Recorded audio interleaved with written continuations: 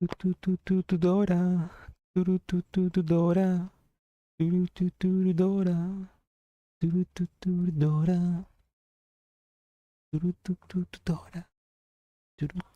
Dora. Wait, there's no song. There was this.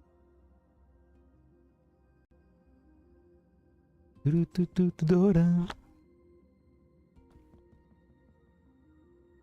Oasis the Oasis is in danger again. What are we going to do again? Oh my god, look at those pink. Bartolomeo Barry 2. What a great artist.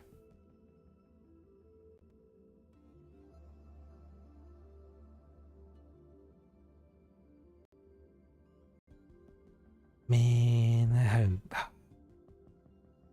I haven't bought Reverse Collapse yet. I need to, and the discount has already gone, so like I need to buy it full price, but that's fine because it's not that expensive. But I haven't been able to play it yet because I haven't been paid. Like I should have been paid like the previous week, but there's some problems, and so I need to wait another week. I'll probably be paid later today or Wednesday, and if that's the case, I'm gonna begin playing Reverse Collapse. But until then, let's actually catch up with Nera Cloud, and let's finish this. Let's meet this new doll, Cascadia, which is a pretty cool name. Like you say, it's kind of triggers me as Cascade flashbacks from Homestuck. Yeah.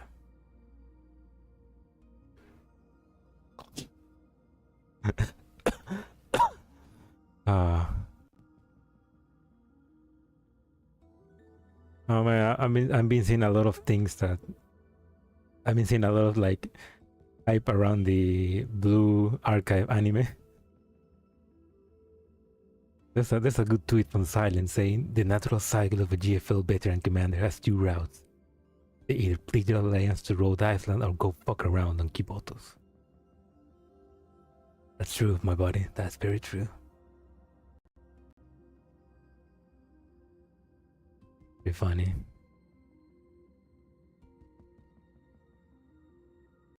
Anyway, let's actually begin. Oh fuck. Nice.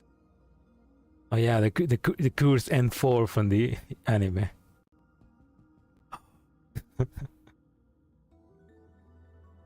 Man, honestly, we have the technology. Somebody like should go get the Blu-rays of GFL anime and like edit the animation and like put a real N4 3D model into it so that it looks good. Oh yeah, it's funny that like those bad M4 from the anime are like they're pretty bad, but like, and they were made before AI was a thing. So it's like we think AI was bad. Well, humans can do some bad things.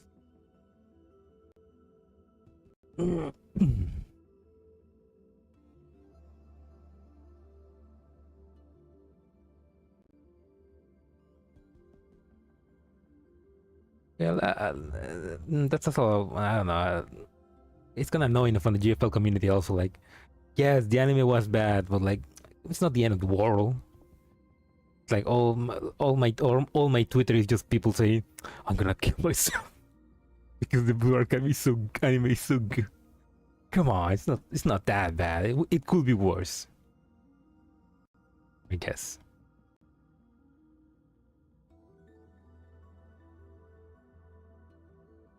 I'm checking Twitter right now. I don't know why.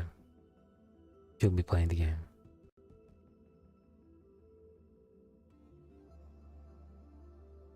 Anyway, let's actually begin the game. oasis in danger.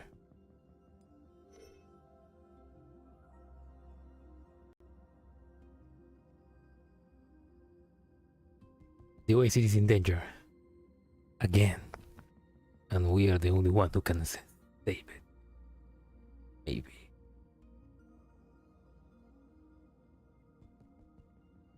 Before we continue, I need to open up my chat. Get the fuck up. Need to open my chat somewhere else. Okay. Abuse story. At the oasis, inside a former warehouse in Area G. Oh no, entropics. Oh, is this happening during the Perilous advancements? Several entropics are roaming around the ruined warehouse. However, they have not noticed a pair of eyes observing them through a gap in the debris. This is bad. There's more and more of them. I don't think I'll be able to make it out of here. Oh, don't worry, Cascadia. You'll get out, probably. Guys, don't come here. There are entropics nearby. Cascadia sends a message over the oasis emergency frequency. If I get reset, now steal my personal savings. Make sure you return them to the post receipt me. Also, don't forget to pay me, Choco. Catching my beloved. Yeah. Oh, also, welcome, Blue Philly. Yes, catching. I need to mod 3 her. I still haven't done that. Yeah, I really like her design. It's a gun.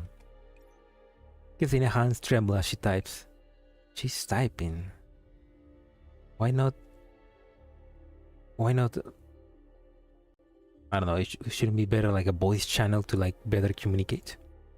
Why does it feel like I'm living a will? Don't give up. Huh? She looks at the letters that have suddenly appeared on the channel. Cascadia can't help but freeze up. We'll make sure to rescue you. Who is this? Oh yeah, she has an equipped set, a full equipped set now. Nice. PPK already have her fully maxed out, so like, PPK was actually the first one I like tried to max out because I love her design. But yeah, Sketchy now has one, right? That you get from the gray area. I need to finish that. There was also like a new equipment that is coming on the gray area that was pretty cool. I don't remember from who. But I need to do that. I need to do that. He just got one. No, yeah, but PPK like has her.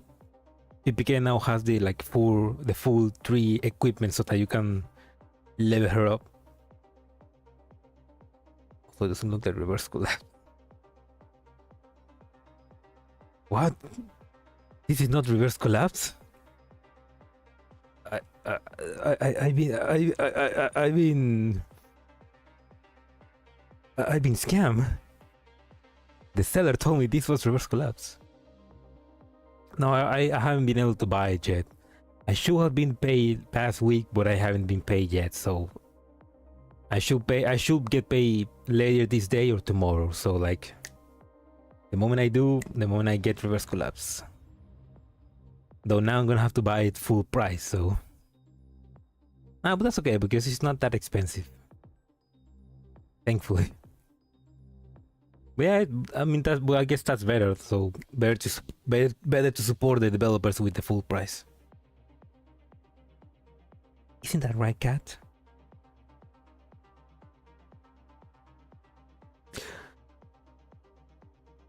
Wait for so long. For reverse collapse? Yeah, they've been developing that for a long time.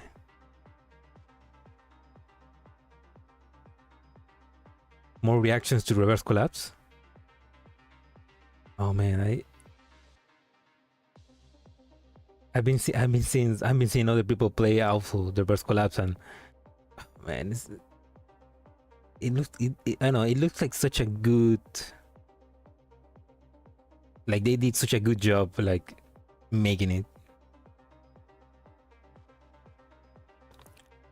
It definitely it definitely needs more people playing it. So maybe tomorrow I will. Anyway. Attention rescue channel! Attention rescue channel! Cascadia has arrived at Area G. Petite figure moves swiftly towards Area G. From what I can see, Area G's building has sustained damage over 65%. Rescue channels, I need information about any trapdoors in the area. There's a fire in Area F. Team Chelsea is fighting the fire and rescue agents in Area F. Does anyone know what happened to the medical department? Area G defense node is under attack by intrupics. Think McGill has taken over the defense of Area G defense node. Are there any more medical teams available for dispatch? We got wounded here. Is there anyone who can check on the doors here in A? Magrasea. A coded mix of voices emanates from the communicator. Everyone, this is Diane. HQ will be managing the rescue channel, so please calm down. Blah, blah, blah, blah, blah. Oh, I'm all finished New Game Plus on challenge difficulty. Damn. Is it? I mean, obviously it's harder, but oh, nice. How's the New Game Plus? Like you start a new game, but you get all the you keep all the upgrades you had in the previous New Game Plus.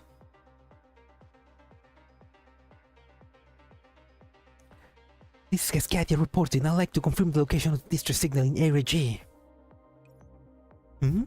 It's Cascadia. I'm not wrong. You only just arrived in the Oasis.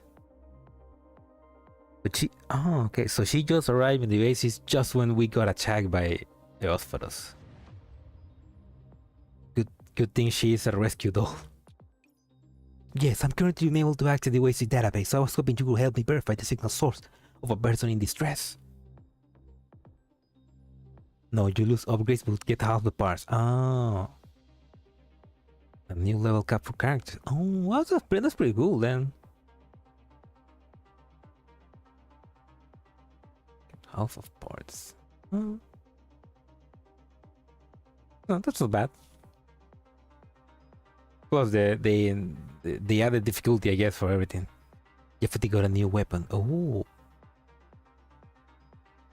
A different one from the... I mean, because I know that in the game you get the Mosin Nagant and you get like a Antarctic Union rifle, right? So she gets a new weapon apart from those two. Parts of our database core facilities are under repair. Give me a moment. As for Area G's distress signal. Got it. It's Ksenia. After factoring her distress signal, she'll be in the warehouse district. However, we only have a rough idea of her location. Better than both of them. Nice. Ooh. I gotta play. I want to play it now.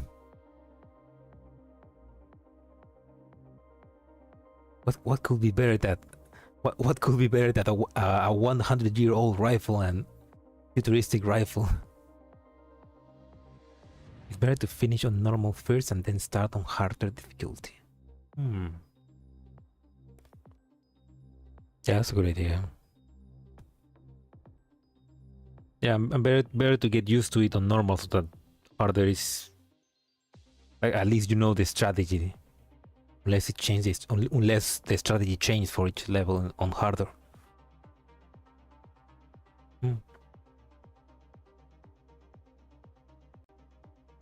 Oh, nice. That's enough. Please send me a map of the warehouse district and information about Ksenia. I'll find her, circumstance permitting.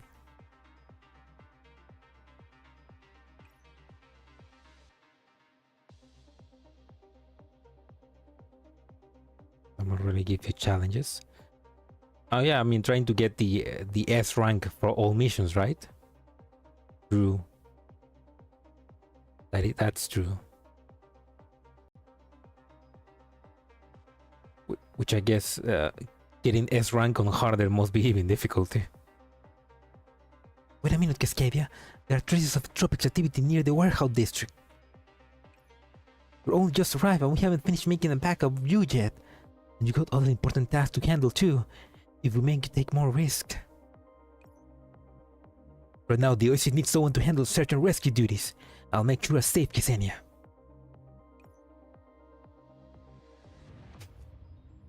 I understand, but please be careful. I'll contact a nearby team to back you up. Now that's that's an interesting thing because they make backups of the dolls, so that if they die, they could like be brought back up. But they can only make one backup. It's not like it's like they make one backup and that's it. Unlike GFL, where they can make multiple backups whatever they want. Like they're about to go into a dangerous mission, make a backup so that at least you recover all your memories from before it. It's like I don't know. Is that explained somewhere in the lore? Like why do they only make one backup for the Nether Cloud girls? Oh, hi, Panzer. Welcome to the street. The hardest part of this difficulty, no saves, only autosave. Oh, okay, that is hard. So you need to make so yeah. So if you die, you need to like restart. Damn. Now that's a big challenge. They need to upgrade to that 7G connection first. What they don't know is that 7G connection gives entropic virus. That 7G just gives them cancer, which is entropic. Understood. I received Cascade information. Cascadia checks the data on the communicator screen. I count 6 entropics visible from my location. One doll that needs rescue. Given my current gear status, operant levels, and the scope of disaster, I have just enough to fight the entropics and complete the rescue, including any follow-up work. Think, kind of cutting it close here. As for things which can support this area, Cascadia tunes into the rescue channel, which is still being sorted out. Won't be getting any backup in the short term. If the entropics discover the victim's position, I don't have any way to keep entropization at bay. In that case, I have to remove any risk factor in the rescue scene. She's going in alone. Slow-mo, let's go! Cascade grabs her gear, which seems comically oversized for her petite frame, and breaks to sprint towards the roaming entropics. You could say that about a lot of dolls. Like, which seems comically oversized for her petite frame. Like, that's like 90% of the petite dolls in the game. Slow-mo chainsaw. Hey.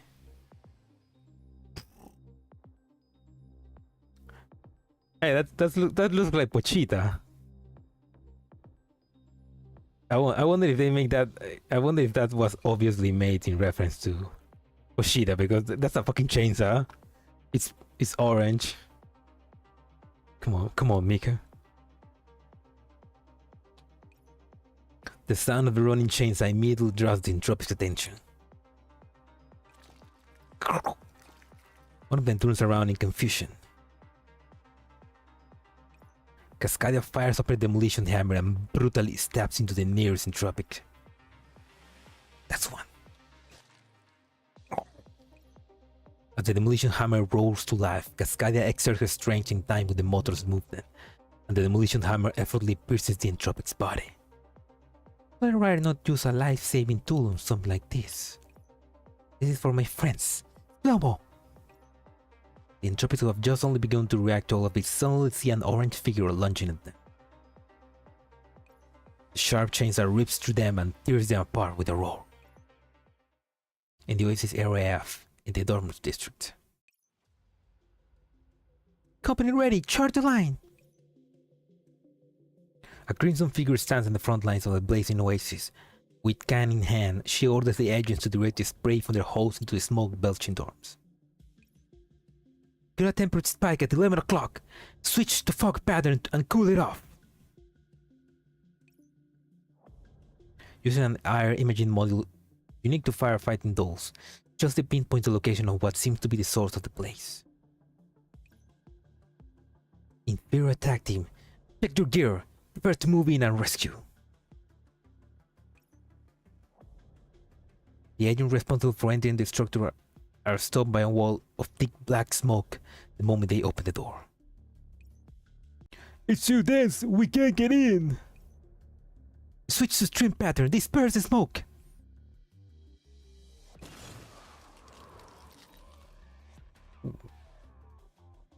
Chelsea directs bursts of pressurized water from their extinguisher, breaking up the smoke. With Chelsea covering them, the interior attack team managed to get inside the building. Rescue the people! Oh no. Rescue the people inside the structure! The interior attack team is pulling out now! Phew.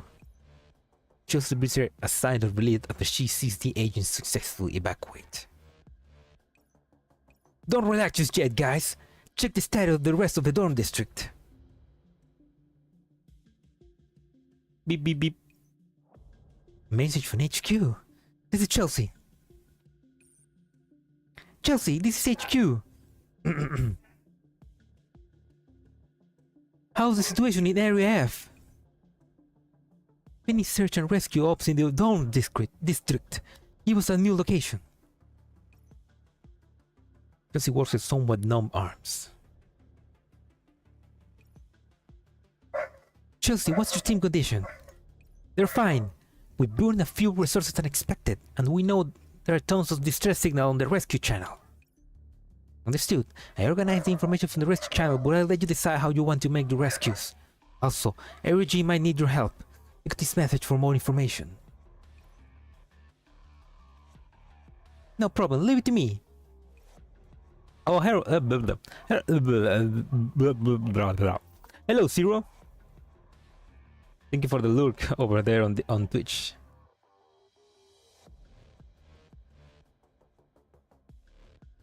Chelsea opens the table and the table of rescue requests that they had organized for her. Rescue operations in Area F are done. The next place we need to be at is Area G to recover experimental operants energy reactors. That looks tricky. We'll need a specialist for that. The other message is a distress signal from Cascadia. HQ, who has handled these messages? The doll taking care of them is called Cascadia. She only just arrived at the Oasis yesterday. Cascadia? So she's in the Oasis too? No, wait. You said she went to the ARG by herself? Oh, so Chelsea and Cascadia know each other. I mean, I guess it makes sense. Cascadia is a rescue doll and Chelsea is a fireman doll. So I guess they work on the same... They work on similar jobs. That's a nice detail, I guess. Yes. She reached the Oasis yesterday. Does that mean she hasn't been back up yet? I informed Magilda and the others about her situation, but right now they're fighting a defense node and can't spare anymore. No way. Chelsea frantically fucking... No, not fucking. Chelsea frantically changed the channel, and in the last line of all the comm blocks, she finds a name that is at once foreign yet familiar to her. However, the only reply to Chelsea is a busy tone. No reply. Cascadia. Oh, there's a message. The situation is urgent and none of theirs can spare people, so according to my calculations, I prioritize rescuing Cascadia to ease the pressure on your rescue team. Relax and leave it to me. HQ, can you pick up Cascadia's signal? She's currently in the warehouse district where Cascadia is. What do you mean? Leave it to you, you mega dork. You haven't been back up yourself up. Why are you trying to sew them hair? Come on, pick it up. Chelsea tries calling Cascadia once again, but the reply is still a busy tone. HQ, send me Cascadia location in ARG. Already done. Chelsea, Cascadia signal just Spanish. Say what?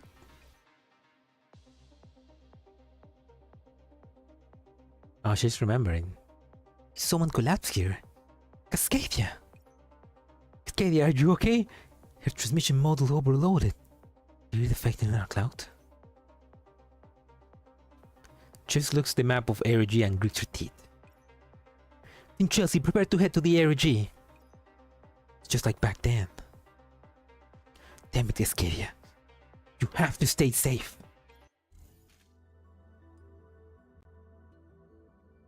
So obviously they have a story. What story that is? Let's find out. Let's find out.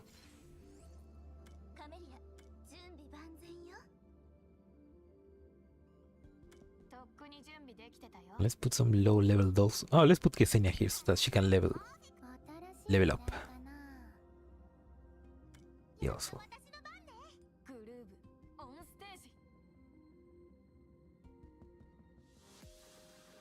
So how's been your weekend, guys? I need to read. 2057 in a training room at the Federal Emergency Search and Rescue Agency. Cascadia has a heavy firehouse in her hand and she runs towards her destination. The sound of an explosion fills the air and Cascadia immediately dives to the ground before lifting her head to check her surroundings. After she's sure everything is safe, she continues running with the hose. With a two-story building in front of her, Cascadia plants the foot on the wall and launches herself through a window and into the building. Time taken, 32.42 seconds. Cascadia looks at the numbers display on the training room wall.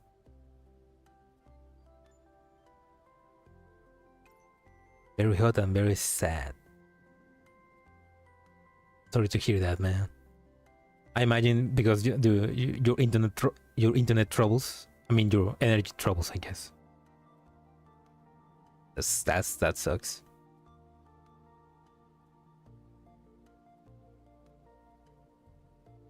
Miau miau. ¿Qué quiere? ¿Qué quiere, gatito? ¿Qué quiere? Sal de ahí. Miau. Yeah. Yeah. That's pretty. I don't know.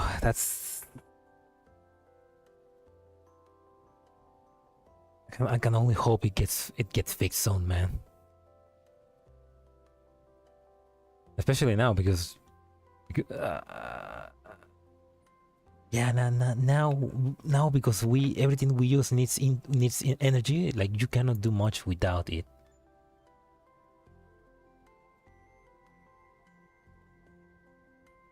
Yeah, but yeah, I hope it gets fixed, man.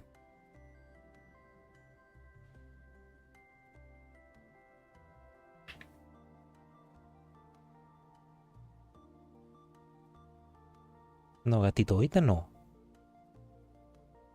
Todavía no es hora de comer.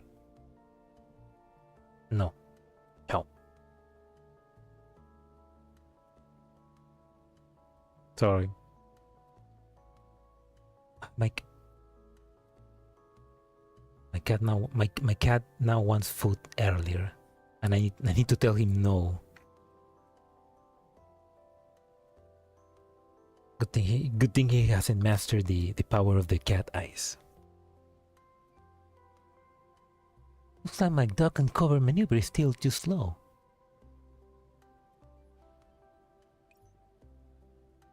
Oh whoa, that's a new design. Looks kind of cool. It's kind of like, I mean, oh. I mean, yeah, he has a full-on rescue outfit, but why the military belt? Shouldn't it be like also orange? That gas mask though, that's a pretty cool gas mask. I was wondering why I couldn't find you. Turns out you were still training. Yep. John, what's the matter? John. That's the most generic name. Rescue John. Is that John Rescue? My favorite Spartan. What do you mean, what's the matter? Are you ready? The rep from the Baltimore Disaster Management Team will be here soon. She's from Baltimore. But she's from the United States. Cascadia looks at the clock on the wall. It's almost time. Time for her to be transferred out of her team. Name NPC, he's gonna die. No!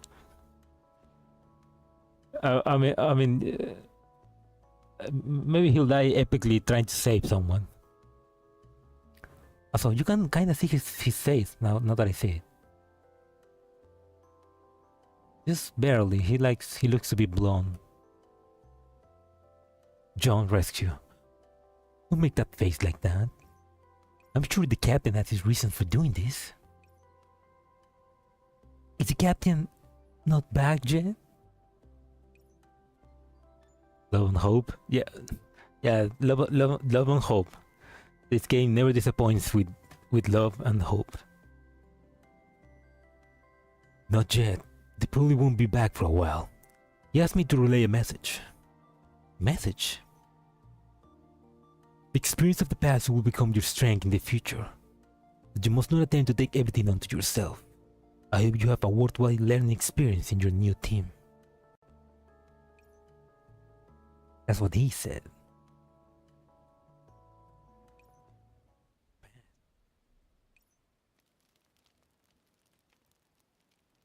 Help me, please, help me. Hang in there, I'm coming. Cascadia, where are you? I found a trapped survivor. I'm attempting a rescue. Cascadia raises the remains of a burning piece of debris. Almost. Help me. The gate in the rubble reaches out to Cascadia. Why? Oh yeah, that little girl totally survived. Love and hope.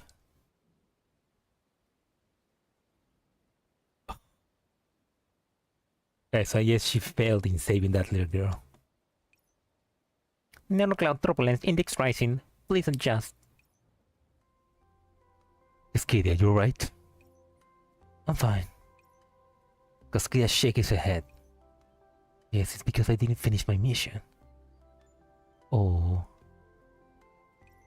I need to do better so I can return to that team soon. You don't look alright. Oh yeah, want some lunch? We got your share. And you can have it on the way. Man, finally, some humans that are nice to dolls. Like quite literally every single Nanocloud story has been like humans hating on dolls. Finally we get some humans that are like bros with dolls. Like they even say for lunch. Like that's a bro right there. We need more humans like that. Totally smooth change for topic there. But thanks. Wait a minute, is this fast food? I told you before, didn't I? Eating this all day is bad for the body. Do you know how harmful this sharp bacon is for you? Also, your cholesterol levels during your last checkup were a bit on the high side. And she's like a mom.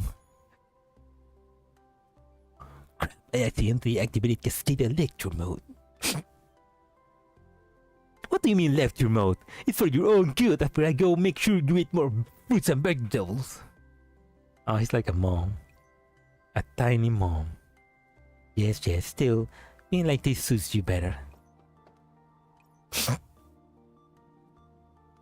A series of raps on the door interrupts John and Cascadia conversation. Who's rapping? Pardon me, I'm Derek, the supervisor of Baltimore DMT. I'm here to pick up the search and rescue doll. Looks like we spent too long chatting. You ready for this? Cascadia nods. Please come in. Wow, look at that Derek. I'm Derek, supervisor of Baltimore Disaster Management Team. I'm John, the liaison for this handover, and this is Cascadia of our team. Hello. Although her conversation with John helped calm her feelings, Cascadia can't help but feel a little stiff when she eventually looks at her new teammate. Oh, no need to worry. I know you're Captain Franklin for a while now. Also, we got a doll on our team too. I'm sure the two of you will get along like a house on fire. Wait, so Baltimore's ace firefighter, the one who made the news, is on your team? What was her name? It was really special, I remember. I think you were talking about the FF Alpha, doll from the Baltimore Fire Department, Chelsea. Didn't think you knew her as well. She's an elite firefighting doll. Almost the first into any fire. Baltimore effectiveness against fires went up by 40% after she awakened. Her dad has been fed back to me, so you could say she's a respected senior. Also, it's 2052. Why are there still fires? Chelsea, a respected senior. Did I say something strange? No, it's nothing. You'll meet Chelsea soon. Oh yeah, that's so she also makes pranks in the real world. Derek signed the transfer documents. Wait, I didn't read that. In that case, that's it for the handover. You will second it to the Balcom DMT for the time being, Cascadia. 2050, we upgrade from normal fires to lithium fires. What a nice future. No, but really, like, I mean, how the world have to be rebuilt after they collapse fluid explosions. So like, at least rebuild it like with fire suppression things, right? Although yeah, because everything uses batteries now, there's a lot of lithium fires. But will lithium batteries be enough to like power a doll? I feel like by this point they should have invented a new type of battery. Yes, sir.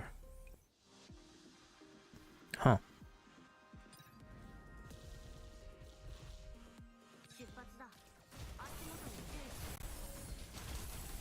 Oh, she's a warrior.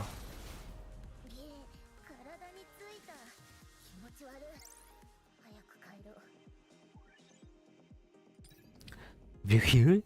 The other team has a special rescue doll. Special rescue doll? I mean Cascadia, who can do the work of fire professionals? Yeah. Since we got her, we should be able to save more people, right? You overheard the other teams talking about you. I should work twice as hard.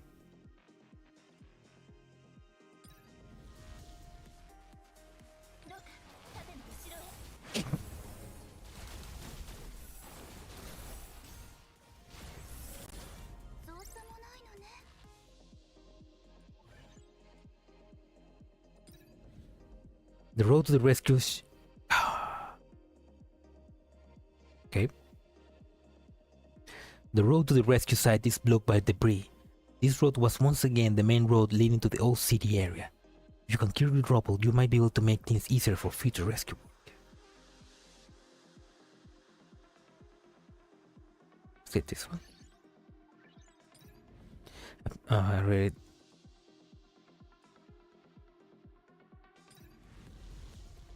Ooh, wow.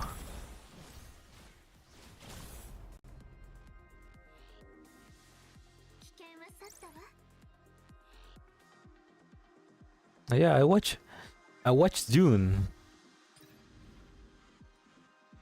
2. Not the one. I already watched that. I watched Dune 2 and man, what an experience that was. It was such a great movie. Like, I want to watch Dune 1 again. But Dune 2 it was pretty damn good, and the ending was even greater. But now I want to go back and watch the David Lynch's Dune to compare it. Yeah, it was such a great movie. I cannot wait for Dune 3. Richmond at the 2057 earthquake rescue base camp. No, you only just joined us, but we brought you to a place like this already. There's no need to worry, although all the rescue missions there have been pretty much being complete. That's alright. Search and rescue is my job after all. But according to what I know, this isn't under Baltimore's jurisdiction. Well, it's true that we're in Virginia now. We just happen to have a firefighting team training in the air when an earthquake struck. So we ended up joining the rescue effort. Our job is to take over for this team and complete the remaining rescue objective in Richmond. They were cross-training in the area. They were added at the last minute.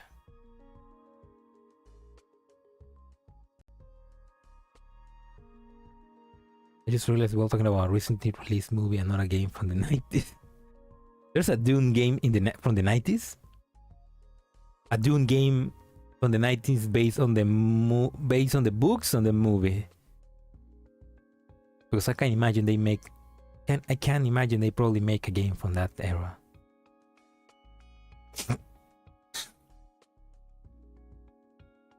Also, yeah, when you talk about Dune, you can say you're talking about the Dennis B, or the recent adaptation, the 2000 adaptation, or the 90s adaptation. Like, there's been 3 adaptations already.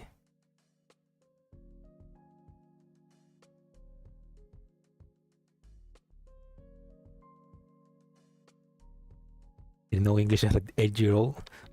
I think nobody did. Not even an English-speaking kid. I played the game when I was a kid. Also, there was a Dune game.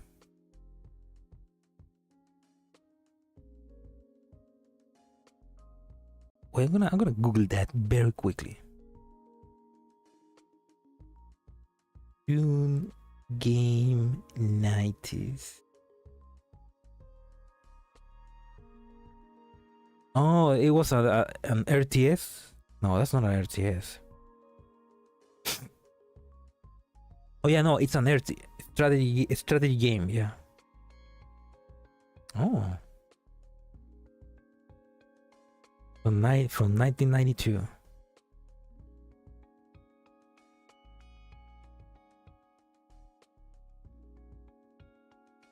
Loosely follows the story of the novel.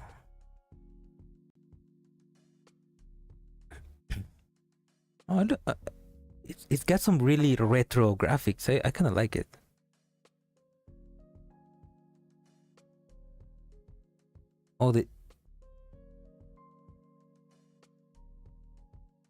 Oh, interesting.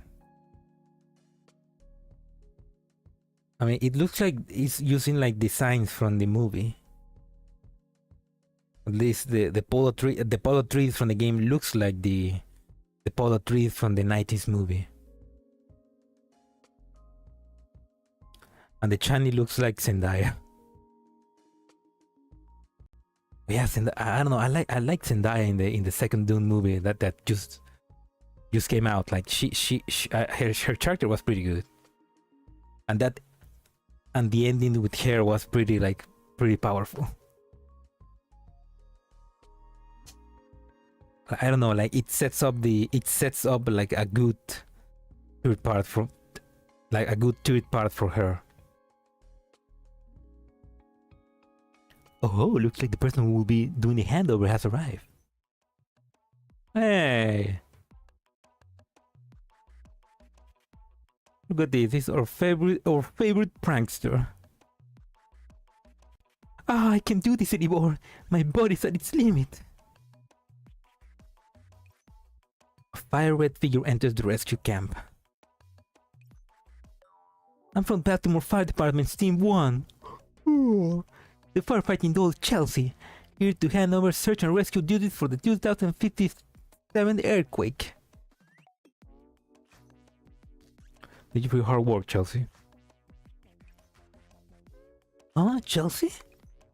Cascadia stares in surprise at the petite Johnny doll. This is Chelsea? You work hard too, Derek. This is Cascadia, who will be joining the Baltimore Disaster Management Team from the day onwards. Like you, she was designed for search and rescue.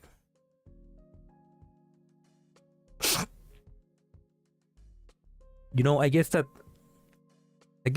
people working on search and rescue don't mind that dolls are taking over their jobs, because search and rescue is a deadly job.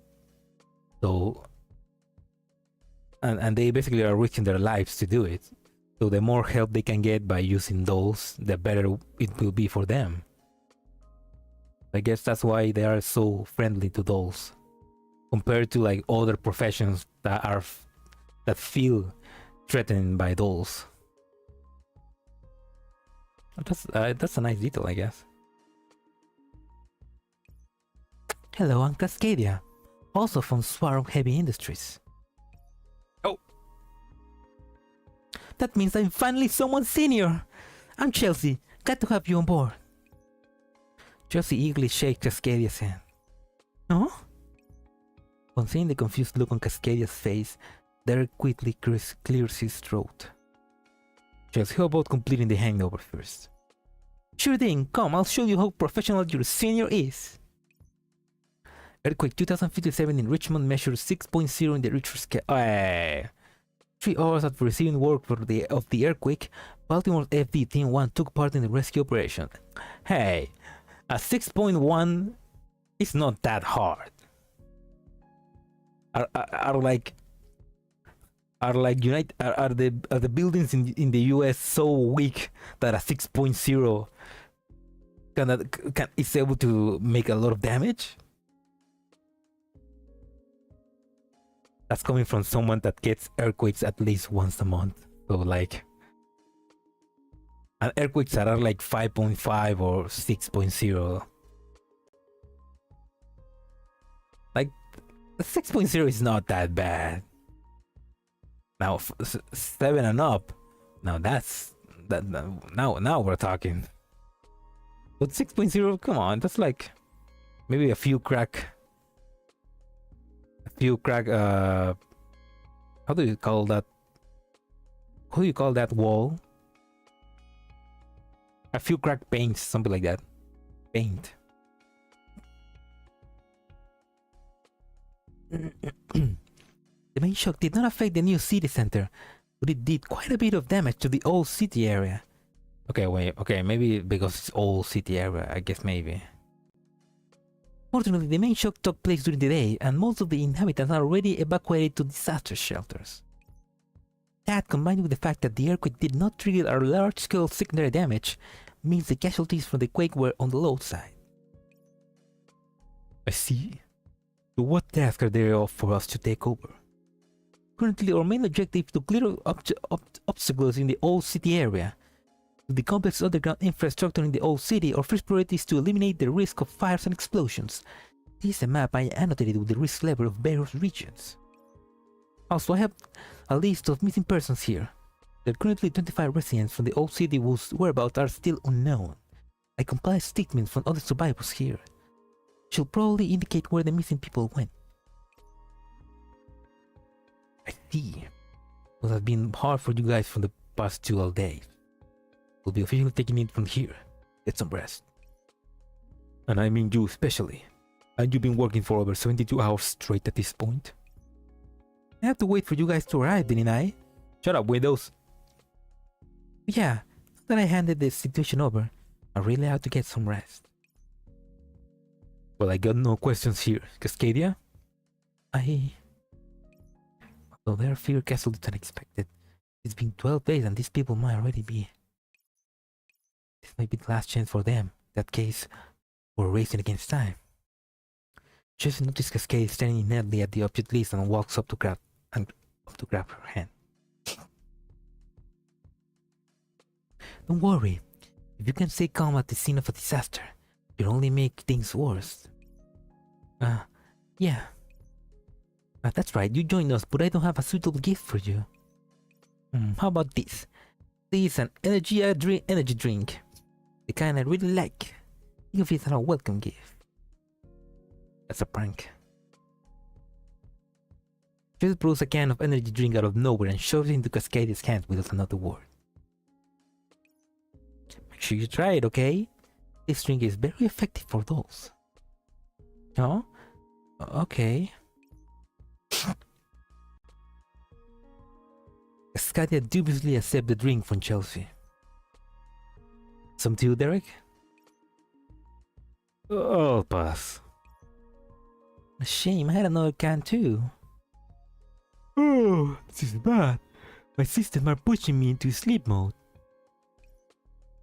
I'll be counting on you guys for the rest. If anything urgent comes up, don't hold back and just wake me up right away. After that, Chelsea joins again and heads to the rest area with a wave of her hand. What, Chelsea? Nothing like what you expected, right? Yeah, she was kinda surprising. Although she wasn't like what I imagined, the info on the briefing she gave us was very true. I expected nothing less of Baltimore's ace. Never tried this energy drink before. Since the ace is recommending it, I'll give it a taste. Cascadia opens the can and gulps it all down. Oh! No?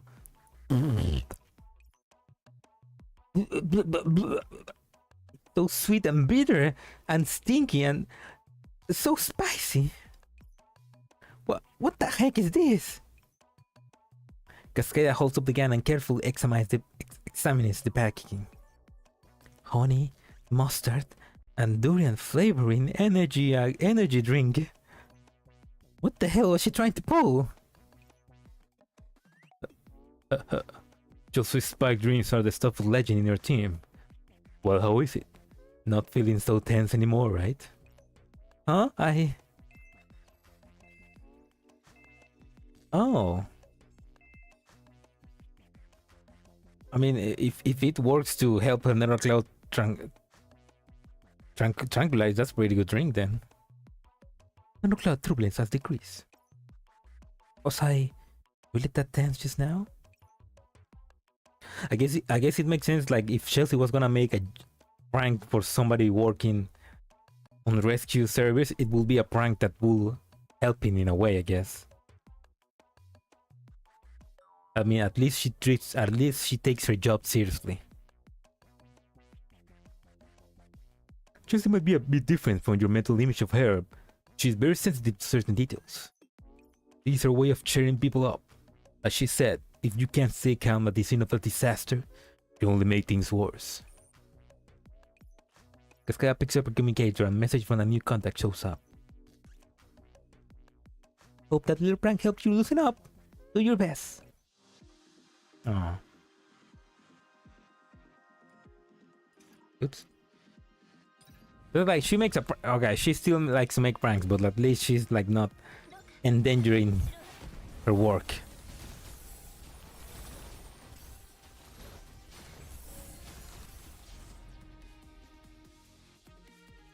It's like hearing about somebody versus actually knowing a person. Yeah. Yeah, she probably like, oh, she's so cool. She's an ace. She can put out fires with just her sweat. And then you meet her and she's a fucking rank goblin.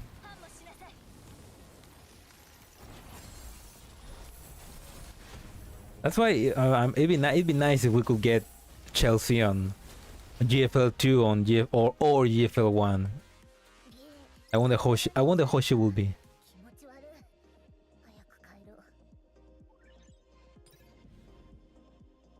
Because there's a lot of pranksters in GFL.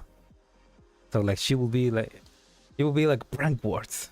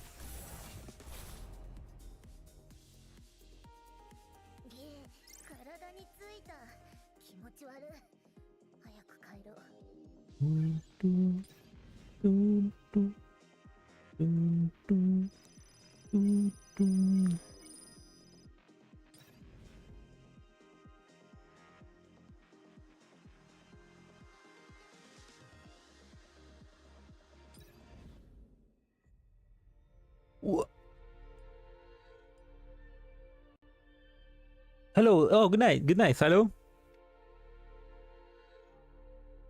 EFL 2033 or Neural Cloud 2033 night? What? I mean, it's Neural Cloud, and we are right now in 2057. We are. Oh, Salo, not that you are here, not and you are also from Latin America. Isn't it right that an earthquake of I'm gonna say it in Spanish so you can understand better. Salo, ¿no es cierto que un terremoto de 6.0 es completamente normal aquí en Latinoamérica, verdad? Like, un temblor de 6.0 como que es tranquilo. Ahora, si es de 7 para arriba, ahí sí es más peligroso, ¿o sí o no? Like a 6.0 earthquake is kind of chill here in Latin America. I'm saying it because yes, true. Yeah, right. But here in like this event, we are seeing Cascadia. There was an earthquake in Virginia, in the United States, and they're saying that there's a pile of rubble. There's a fallen piece of debris. Like just an earthquake of 6.0 is enough to like destroy a part of the city. It's like, is it because like in United States all the buildings are built with wood compared to like Latin America where all buildings are made with cement? It's like, I don't know, it sounds so funny to me. It's just the United States, we just got an earthquake of 6.0. In Latin America, we're like, oh, there was an earthquake? Okay. Moving on.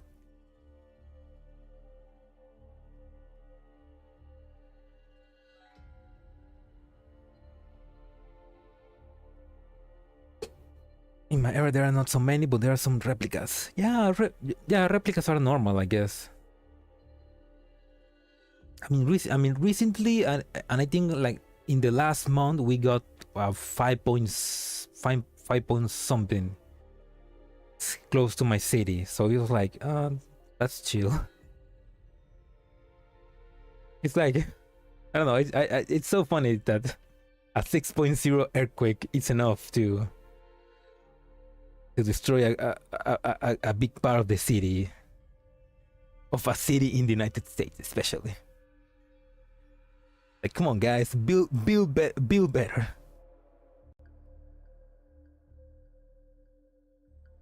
Inside a pile of rubble, Cascadia gingerly dislodged a fallen piece of debris. This is bad. Life sign has vanished.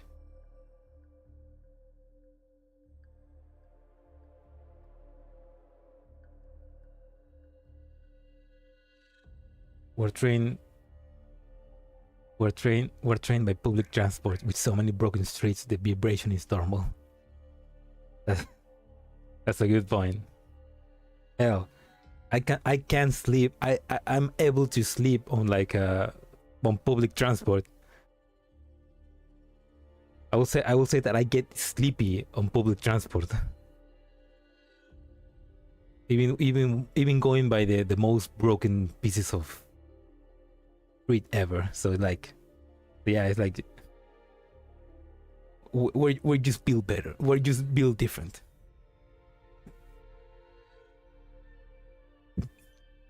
An alarm hangs down limply below the wreckage. When the readouts of Cascade instrumentation, this person is already dead.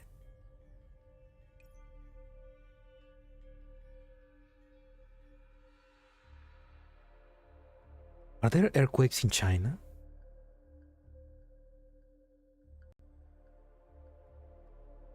I mean, I know there are earthquakes in Japan because Japan is part of the Ring of Fire. But China is more inside, so floor is fine for sleeping. Floor is in the summer. The floor is good for sleeping. Better cold than sweat. Oh, but I wonder if there's because. And I wonder if a 6.0 earthquake really can make this level of damage in the United States, or do they just choose that number because they thought it was a big number, without actually knowing that that's not that hard. I wonder. Maybe Latin America is just built different. Well, it is. Sorry, I was late. Cascadia digs out the body of the deceased and closes her eyes. Cascadia, how are things on your end? I found the body of one of the missing persons. I sent you the coordinates. Understood. She's dead. Did you kill her?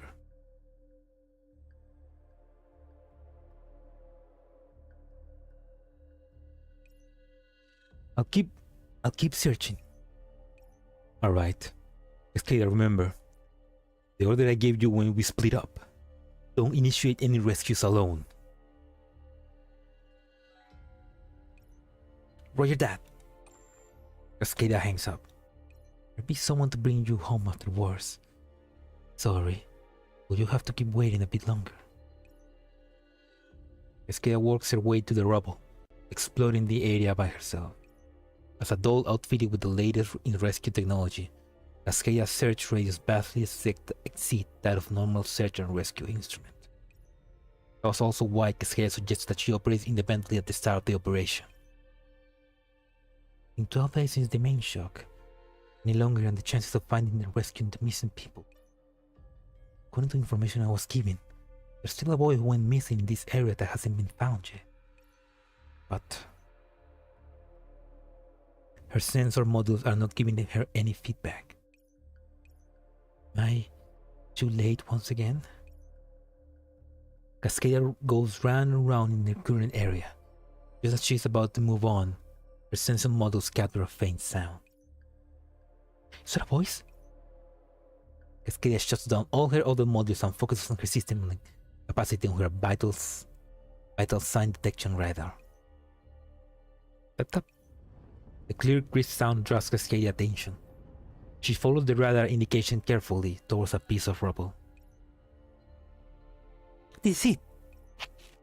A young boy is knocking on a nearby piece of rubble with a stone from inside the rock. Sir, I found! Before Cascadia can begin to report, she hears a chaotic blend of voices from the communicator. Survivors lost too much blood! Move that rubble now! We can't! Her legs spin underneath it and there's a piece of rubber piece in her thigh! Bring up the cutter and make sure the units hurt the survivor! Is this Captain Derek and the others run into trouble? The shrill noise of the cutter comes through the communicator. Cascadia, is that you? Or things in your end? I found a missing person here. It's that boy. Captain Derek, what's happening on your end? We found a survivor here too. I'll have the base camp send a team to help you out. Until then, keep an eye on the survivor and report immediately if anything happens. Do not attempt a solo rescue. Understood. But Captain, what's happening if the survivor is about to die? Cascadia hangs up and looks at the boy on the rubble once again. Relax, we'll get you out of here right away. Cascadia inspects the condition of the collapsed area. By the looks of things, it was probably one of those fully automated shopping malls. The building is kind of old. The walls seem to have collapsed in a triangular shape. Maybe if I could reinforce the surrounding wreckage, get the boy out of there. The boy in the debris opened his mouth. If to speak, can only make hoarse sounds. Hang in there! Help is on the way! Cascadia quickly inspects the victim's condition. The condition of his lips and the skin can tell that he's dehydrated. There are no obvious exchange injuries, but his breathing suggests that he's not in good shape. The boy struggles to reach out to Cascadia, but then his arm limps drops down. Hey kid, can you hear me? Stay awake, hey! However, Cascadia gets no answer. The survivor lost consciousness. I can't determine the exact condition. Help me. The girl in the rubble reaches out to Cascadia. The boy's outstretched arm overlaps with the scene from their memories, and Cascadia grits her teeth. She's having flashbacks to that girl that she was not able to save. This building has collapsed, but it still seems largely intact.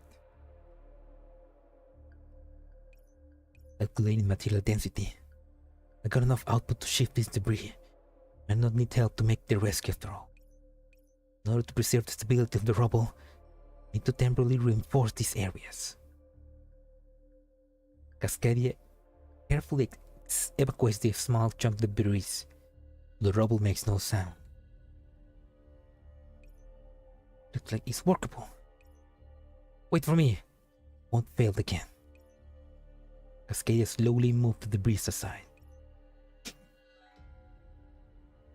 Phew, that's the last piece. The debris spinning the boy down is gone, and Cascadia carefully picks it up. No head injuries, slight leg injuries, no bleeding. Breathing's a little uneven, heart rate too. I need to get him back to base camp ASAP. Cascadia lifts up the boy and prepares to return to the base camp. However, before she can take a step, frantic alerts come from the rescue modules. A Temblor! This is bad! Wait, what? A Temblor? Wait. Isn't Temblor... Shouldn't it be a Tremor? Why or... That's a Spanish. I mean, that's Spanish. Temblor is Spanish for tremor. Why are they using Spanish here? A temblor. This is bad. Dios mío. Cascadia was made by Latinos. A powerful aftershock accompanies the alert, and the shaking is almost enough to make Cascadia lose her footing. This is bad. The aftershock is too strong. I need to get out of the rubble. Before Cascadia can react, the sound of collapsing masonry comes from behind Cascadia. Cascadia doesn't hesitate. She immediately shields the boy with her arms with her body. I have to save him. No, Cascadia, no! Don't be a hero!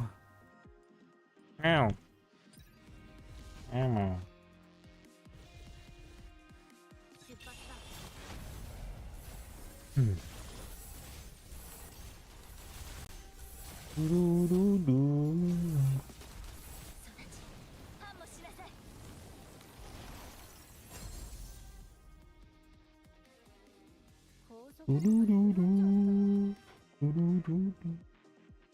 Oops. The survivor was killed in the explosion. The rescue mission was a failure. None of us expected an explosion. It's not your fault. Talking about the Oh, Cascadia winces in pain as she opens her eyes. Cascadia, you're awake! Sorry. All the beds are being used by survivors, so you'll just have to make do here for a bit. Temblor. It is used in English too. It is? Oh. That's interesting.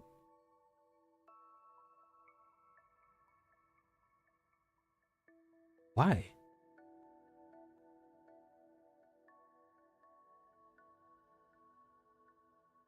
Because saying Temblor with a English accent sounds kind of weird. Oh, Temblor. Temblor. A veces lo traducen como tremor, a veces no. A veces. Okay. I mean, I hear tremor being used more. That's the first time I hear that people use temblor as well. I always hear tremors. Like, it makes me think about that movie Tremors with the sandworms. Miau, miau, gatito, ¿qué quieres? Miau. Cascadia. I read this. We found you holding a boy at the entrance of the base camp and dragged you in. Hey. That's right. What about the boy? Cascadia bounces up from the ground. Unfortunately, the boy is full of love and hope. Slow down. He hasn't woken up yet. The paramedics are still working on him. Yeah, that movie. I remember they used to pass that movie a lot in TNT, I guess. TV. Kind of like a funny movie now that I think about it. Paramedics are still working on him. Just a move to help support Cascadia. You, on the other hand, overloaded a bunch of modules, and although we changed some parts for you, you still need to finish your cell diagnostic. Damage first. Your netherclad went into sleep mode to protect yourself. Probably because you damaged your modules that were causing short circuit. Right. There was an aftershock back then. Thank goodness. I managed to save someone in time. Finally made it too. Captain Franklin won't be disappointed with this outcome, right? Sorry to interrupt, but I'd like to have a word with Cascadia. Derek opens the tent flat and walks over to Cascadia. Captain Derek! Oh, what are you doing back here, Derek? I came over the moment I got your transmission. And Derek, do you mean... Sorry, Chelsea, but would you mind stepping outside for a bit? Yeah, I guess. We'll see if there's any more orders from us. Really should soften your face up a little bit, Derek. You look way too strict. I mean, I bet she's gonna punish her for like risking her life, but like, come on, dude, she just saved a kid. Isn't that what matters? She can be rebuilt. It cannot, technically.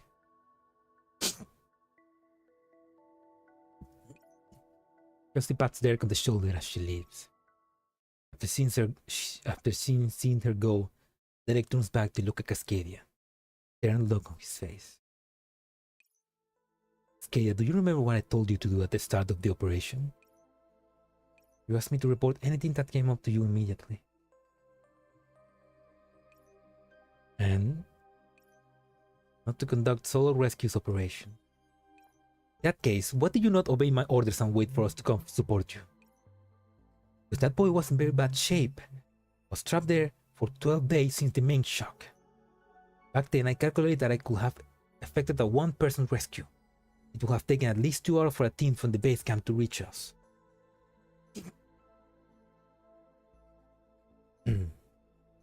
I mean, she succeeded. Like, I mean, if she would have picked up the kid and immediately leave, she will be she will probably be fine now. She was took too long. Like she was took too long. Yeah. Oh, the was falling, so it was like 9 there. Yeah, that's true. I mean, at least she saved it, and she only got minor injuries, I guess. I believe that completing rescue missions and saving life is something I should do as a rescue dog. Neither of those justified you acting on your own. What if the aftershock had been any more severe? Both you and the boy were in danger area. Do you not consider what would have happened to him if Chelsea had not found the two of you in time? Even if the worst had come to pass, my spec and rescue models would have been enough. I just didn't want to see another survivor. Me again. The fact is, you forced yourself to complete a rescue and place both yourself and the survivor in greater danger.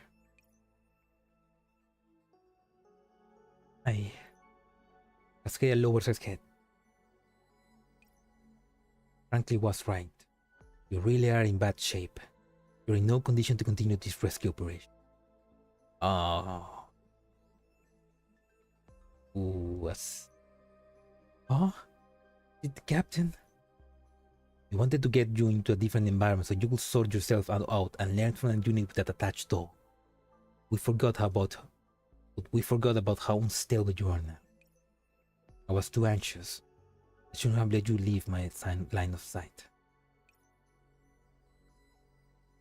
But what did I do wrong? Yeah, she didn't do anything wrong. The kid is fine. If she waited, the fucking building would have come into the kid and it'd probably be dead. Come on. Do you know why every rescue operation is equipped with excess gear and supplies for what is estimate?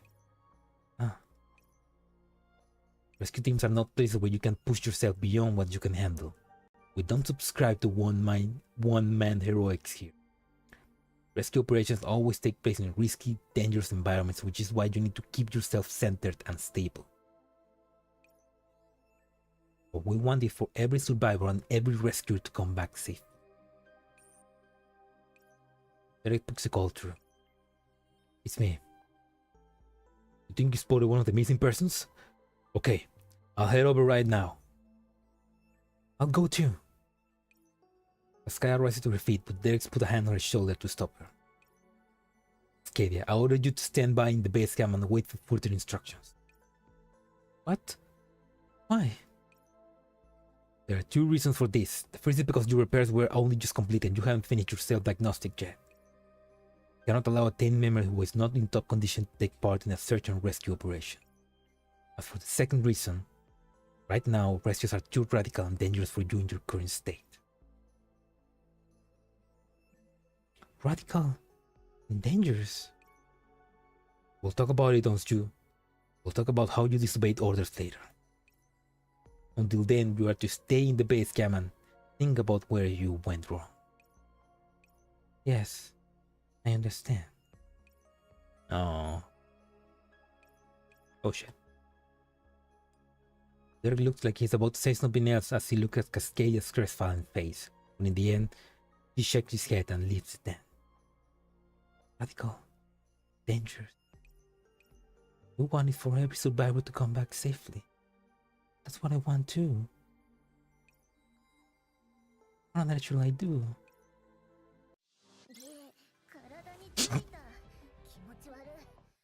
You should say fuck it and go either way. Oh no, what did I just read this one.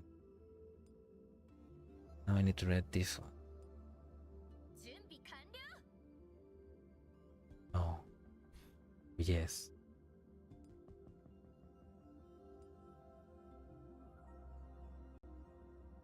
No, wait, that's not Shita. So I just did this one. So I need to. Okay. You. Let's put again.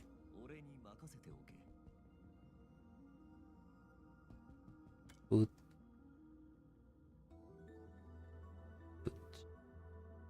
Magrasea. Resne. Willow. Oh shit, I'm about to blow. I'm gonna blow my nose.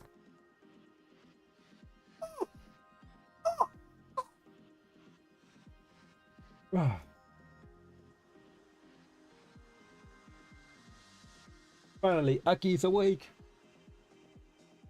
Thank you. Thank you for the bless. Feels like every time I stream, I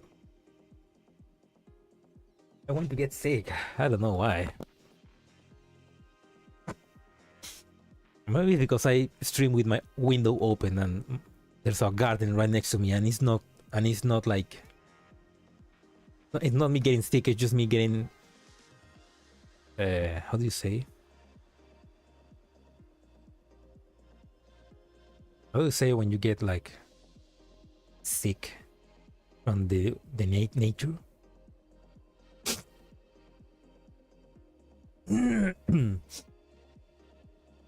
Allergies, there we go. Gatito, por favor, Sheldy. Gatito, yeah.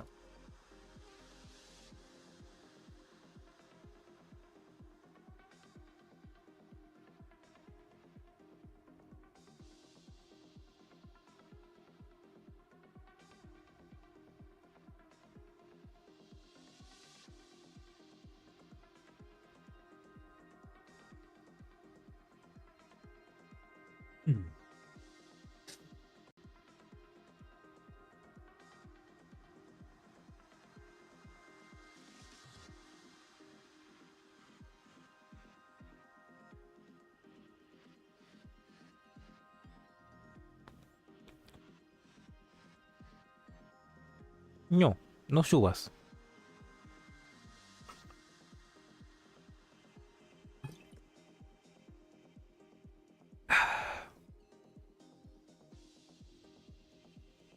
Meow. Meow. Ya, ahí quédate. No te muevas.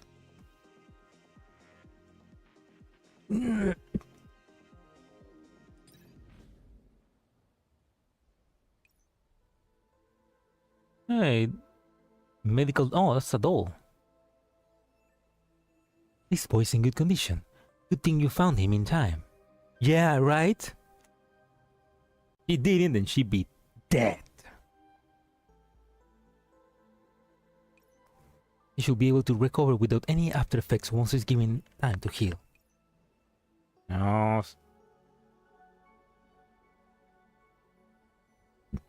Alright, thank you.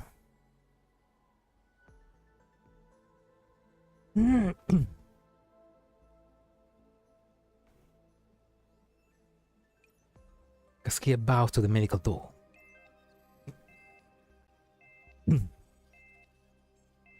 More NPC, yeah, no, but that's an old NPC. Like that NPC also appears in the Oasis. It's like they're just reusing that. Field diagnosis complete. Rescue models functioning normally. Transmission system functioning normally. Alert, minor turbulence detected. Please address this promptly. Cascade switches off the system alert in annoyance. Standing by, this is the second time Cascade has been ordered to stand by ever since that fire. This time I was ordered to stand by, I was transferred out of my original unit, but now it's happened again in my new unit. Am I really a failure after all?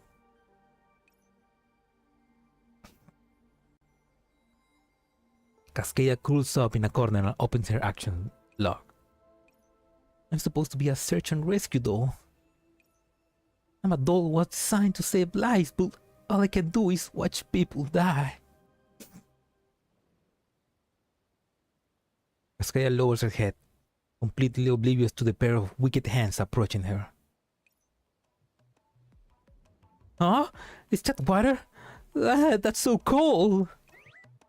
Cascadia suddenly feels a pair of icy cold hands reaching under her clothes and roaming all over her torso. It's tummy attack! No, who's this? Cascadia sprang to her feet, and then she noticed a bright red figure standing behind her. Wait, he's wearing gloves. How can she? How can those clothes be cold?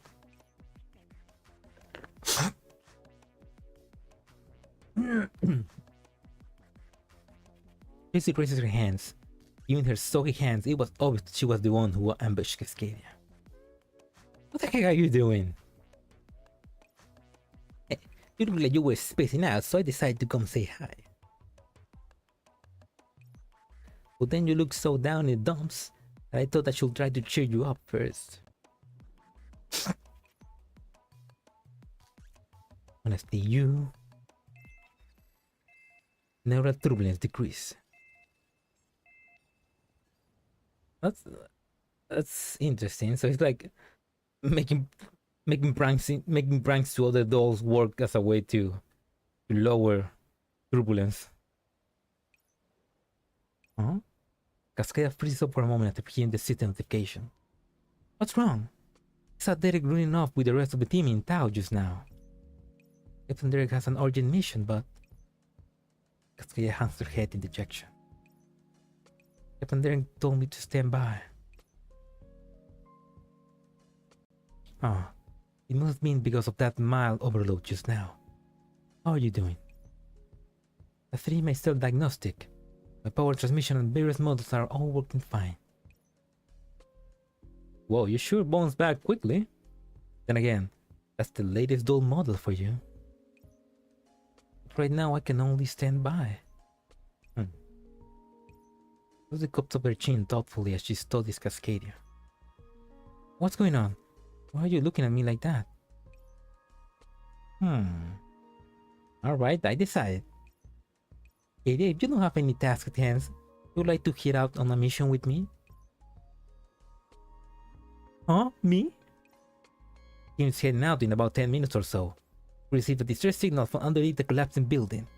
It seems there are several people who need to be rescued. And it just so happens I'm short on manpower. I was looking for a person or two to move out with us.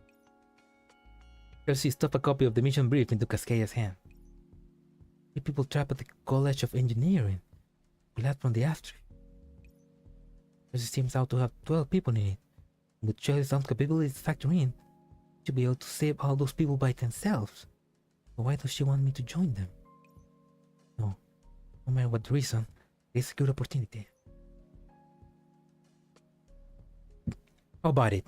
Now it's a little hard on you since you only just recovered. I'll go. They immediately accept the offer before Chelsea can even finish speaking. Wait a minute. Is that a trick or something? Chelsea looks at Cascadia, not sure whether to laugh or cry. I don't mess around when it comes to search and rescue. That's good to hear. Because that'd be pretty fucked up if she does.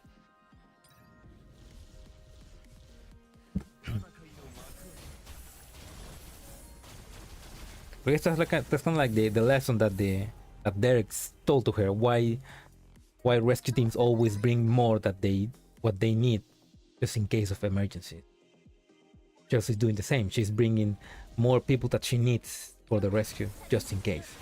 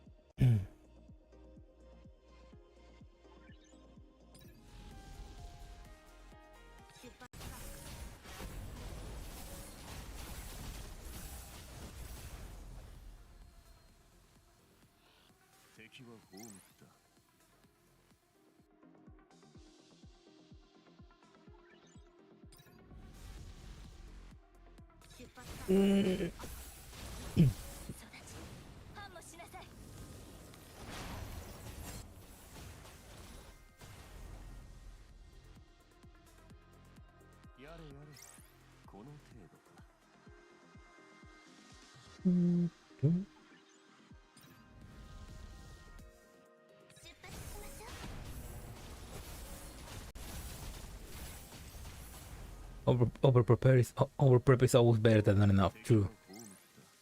Oh fuck. 5 AM? Almost 6. Almost. Then it's almost 6 then.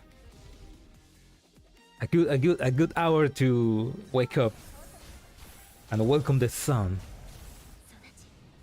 7 AM gang. For me it's close to 8 PM.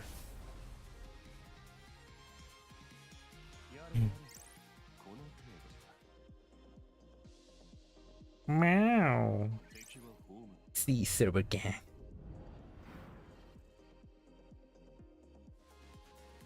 C gang, rise up.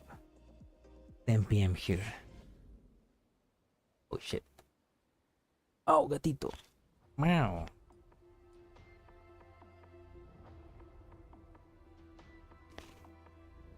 Well, like they say, the early you wake up, the early you get the worm.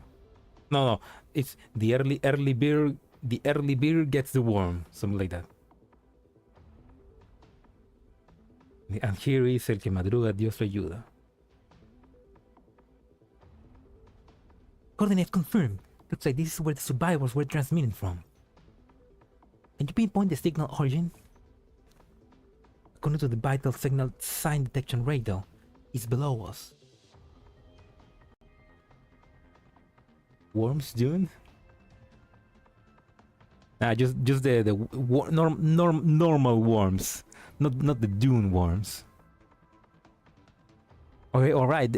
In Dune 2, there's a scene where I don't want to spoil it. There's a scene with a worm that is pretty cool. I remember seeing it. And I was like, oh shit, because of what they do to the worm. And it's not the writing, it's something else. But yeah, it was a pretty cool scene. Kinda makes me want to watch the movie again. Is that right, cat? Meow.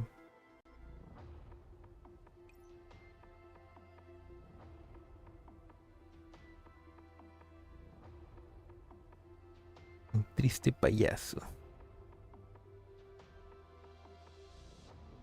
That matches up with their transmission. They said that they were trapped in the basement of the mechanical engineering campus. Until we confirm the coordinates, we'll do one last clear check before heading out. The rescue team members begin inspecting each other's equipment as directed by Chelsea. Meanwhile, Cascadia and Chelsea perform the final checks on each other.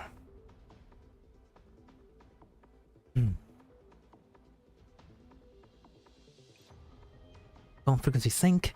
Trap and line check, star equipment check, thermal image check, power suit charge level check. Rescue turrets are trapped underground. The surface walls have been badly damaged, but the load-bearing portions are still fine. The overall structure hasn't been too badly deformed, but some parts of the foundation are starting to sink.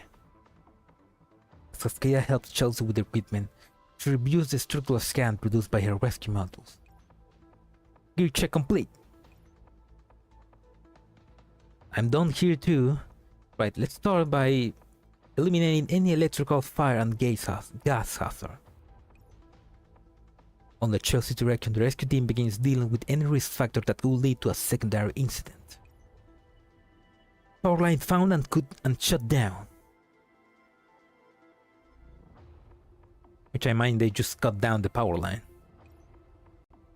Gas valve secure, electricity cut. There's a safety door here. Slightly deformed. Till tries to shift it. The safety door won't budge. Lithium fires are back. Oh. But yeah, I wonder if you shot a doll at the point where they have their batteries, Will they explode? Where does a doll keep her batteries? That's another good question. Do they have them on the chest? In the legs? In the arms? There's so many things about doll physiology that we don't know. Stuck. Forcing it open will need a lot of time. It's better if we just cut through it. This is a power conduit. This is a ventilation duct. Chelsea, how about this place? Let me see. Yeah, the structure here is definitely easier to cut through. In that case, I'll designate this area as Demo Point 1. Cascadia will break it down together. We'll leave 2 people here as an anchorman for the ropes. Everyone else try the elevator shaft. Got it. Cascadia picks up their tools and begins working on Demo Point 1 with Chelsea. Cascadia begins making an incision with her cutter while Chelsea drenches the cutting area with water to keep it cool. The efficiency is... Soon Cascadia has carved out a hole. Interior attack team ready. Cascadia now will back you up. Everyone, put your safety lines on. The pulleys and rope anchors are set up by Chelsea direct. Ma'am, we found 3 survivors here. They're in good shape. We'll be roping them up and sending them up to you. So be ready. Yeah. We're hearing the good news from the interior team. Chelsea breaches a sign of relief. Chelsea, this place is stabilized. Then we should move on to the next rescue point. Though, for safety's sake, let's wait until everyone gets out of here before moving on. Understood. With the help of the internal attack team, Chelsea watches as each of the survivors is extracted on ropes, and the tension eases from her face. Now that we secured the safety of the victims, let's recover our ropes and gear and prepare to dust off. Wait, weren't there only 3 victims? The weight on the rope. Cascadia looked at the rope, which was started framed from the load on it, and the engineering students who were rescued. Huh? Are there more victims below? But our scan result only showed 3 people. When Chelsea is starting to feel suspicious, the students and the rescue team exchange look. There were only 3 of us in that basement. We didn't find any other survivors either. Well, let's just try and hold it up. Sticks hold the rope, but their body freezes up. Man, this is heavy. Guys, lend me a hand.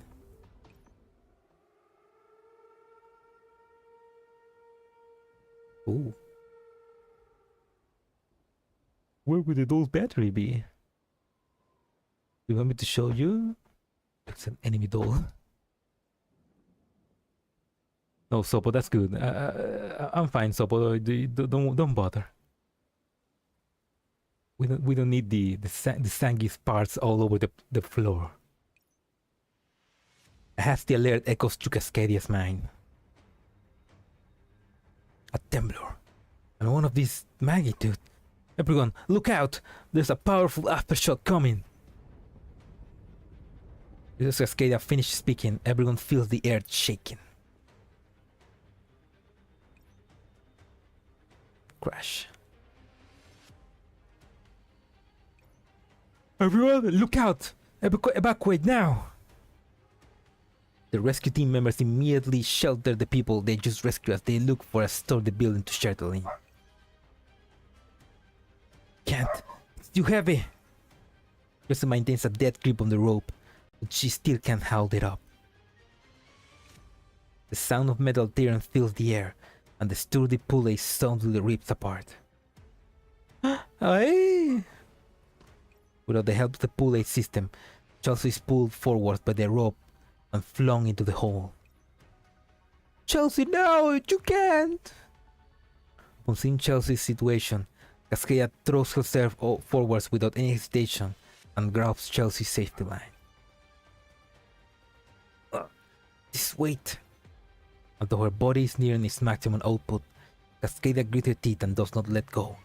She knows that if she does, Chelsea and whatever's on the other end of the rope will plunge into the abyss of death. Cascadia, hang in there! The aftershock won't last long! I know! Cascadia stabilized her body with the strength of a rescue doll. Cascadia soon managed to help Chelsea regain her balance. The aftershock is weakening! Now hurry! What the hell? What the hell has this guy been eating? Why is he so damn heavy? Hurry and pull... Wait, what?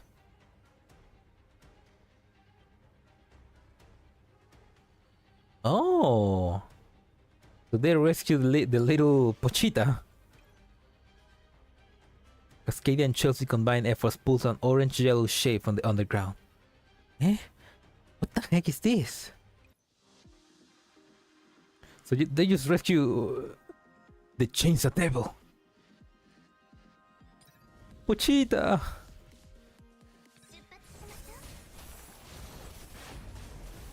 That's the best Chainsaw Man collab I've seen, if I've seen one.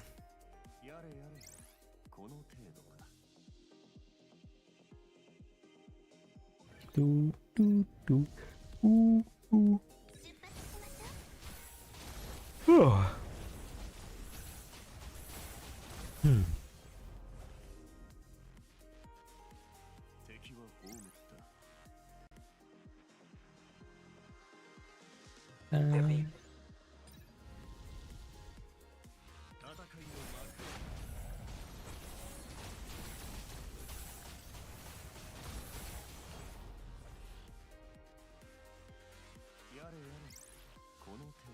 Chainsaw ads at PNC.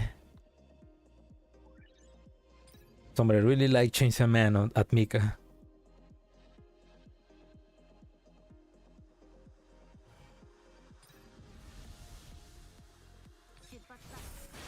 How will a collab make?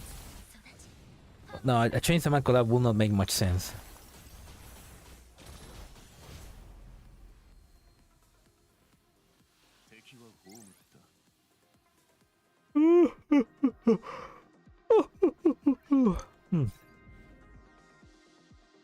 Ooh.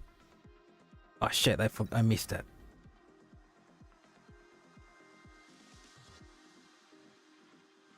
Would be nice if she appreciates FO12. She was a rescuer too. Oh, she's a rescue doll as well. It'd be nice if we could see. It would be nice if we could like see. Oh. It'd be nice if they will make a reference to her. In that case, obviously they cannot use the same artwork because she has a gun. Although that may be interesting to see that. Oops. Neither was Zombieland Saga, but here we are. That's a good point.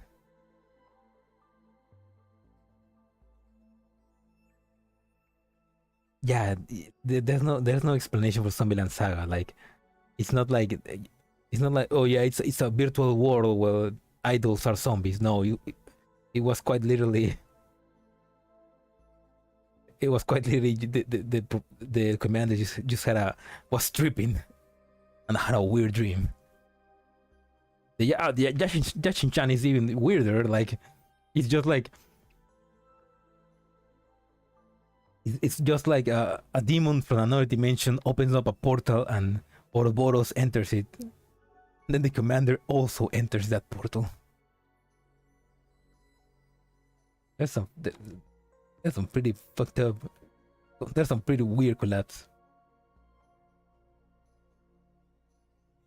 That's why they're the best. Can't wait for the Ghost in the Shell collab. At the rescue site, Cascadia looks at the orange mecha hound with mild exasperation. Huh. I was wondering why it was so heavy. Gigantic chainsaw. This color scheme. Is it an engineering mecha hound?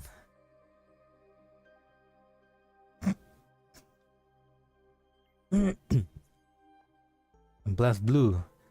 True, but I never played that, so I don't know how it goes. It'd be nice if they make a Blast Blue rerun. It's an engineering robot we were researching. Cascadia slumped to the ground and shook his head in chagrin. But we left out a survivor. I think it would have been a mecha hound instead. We went to all that effort and in the end we didn't even rescue a human being. Cascadia, what's wrong? Nothing. Just feel a little disappointed. Oh, Cascadia, but that's racist. He's a robot. He's like you. You prefer to rescue human lives but not robot lives?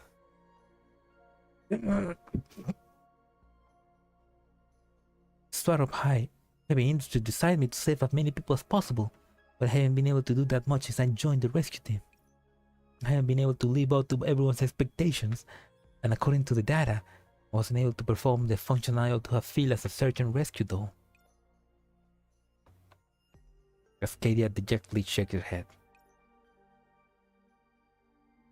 I ought to be taking on more responsibility, but the truth is, you have finished the rescue mission without me.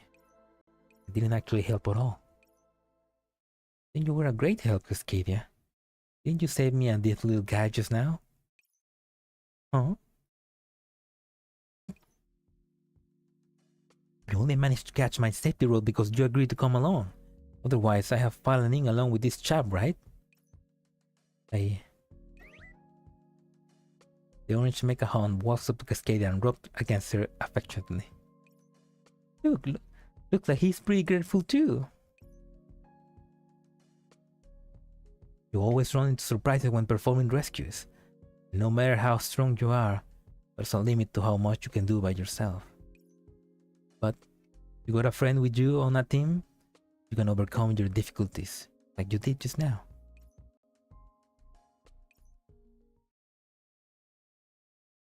Do you know why every rescue operation is equipped with extra gear and supplies for what is estimated?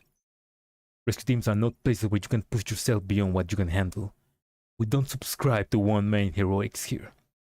Rescue operations always take place in risky, dangerous environments, which is why you need to keep yourself centered and stable. That's flashbacks. Cascadia looks at the mecha hound and then at Chelsea. Is that how it is? I think that's what Derek was trying to tell you. Yeah, perhaps I could. Huh? Wait, how do you know about my conversation with Captain Derek? Chelsea's face freezes up. I have no idea what you're talking about. I totally wasn't eavesdropping on your conversation of anything. Cascadia sees Chelsea trying to look at anything but her. She smiles. Thank you, Chelsea. Sorry for making you worry about me. I have no idea what you're talking about. Come on, we still have another location to hit. Yes.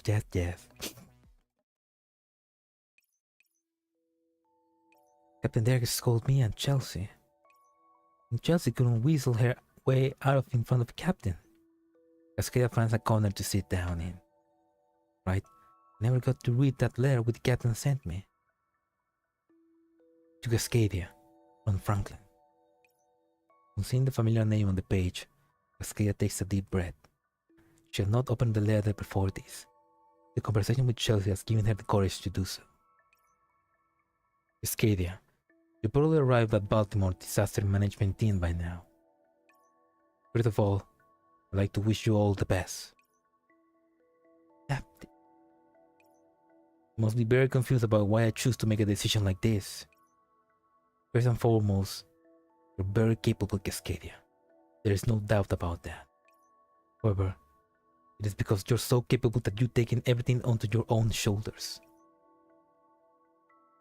And you need to do better. You've been pushing yourself too hard since that operation. You drugged yourself until you were all hurt all over just to complete the mission.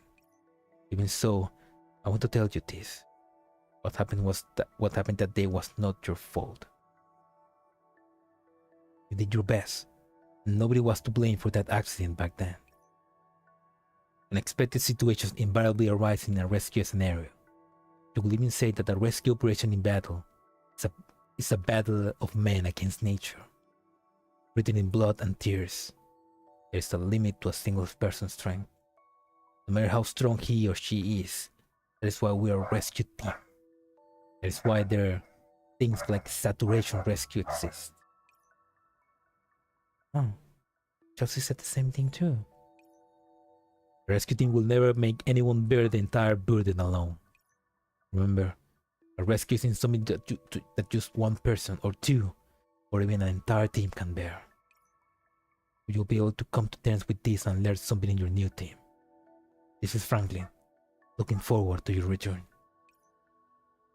But that's it, huh?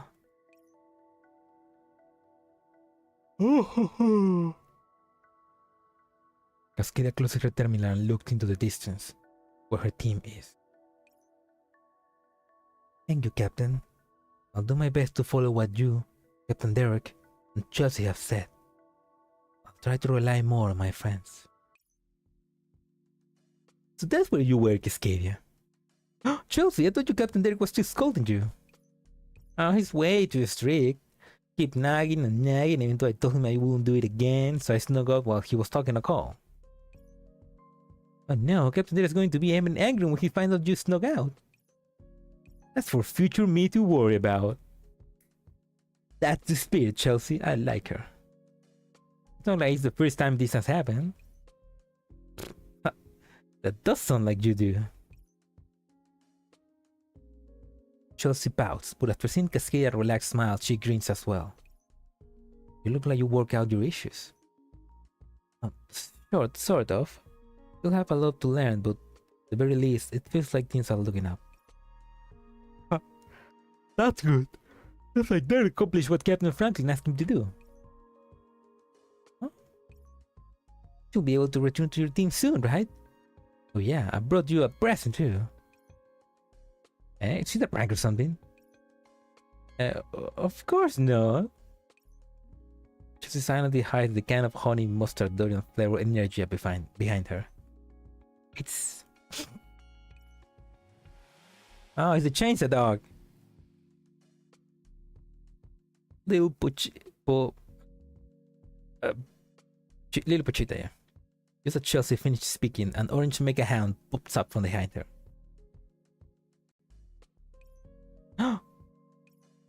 Lomo, why did you burst out? Why did you burst out? I even had a whole introduction planned for you and all. Lucy placed her hands on her waist and looked exasperatedly at the mega hound that's running circles around Cascadia. Slow-mo? That's his name. The survivors we rescued either left it behind as tanks. I'm sure he'd be able to help you out.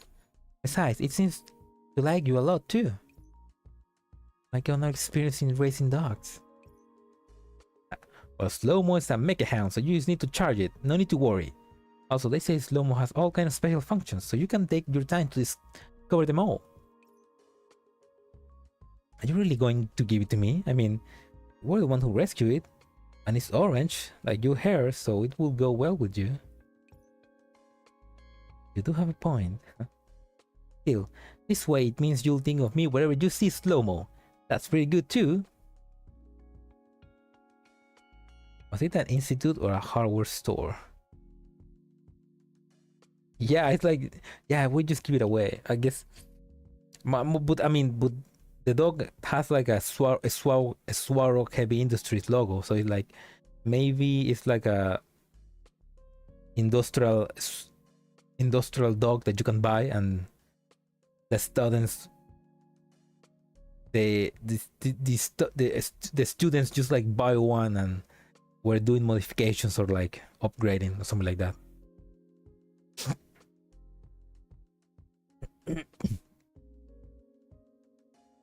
Yeah, probably that. Probably the students were the one that put the chainsaw.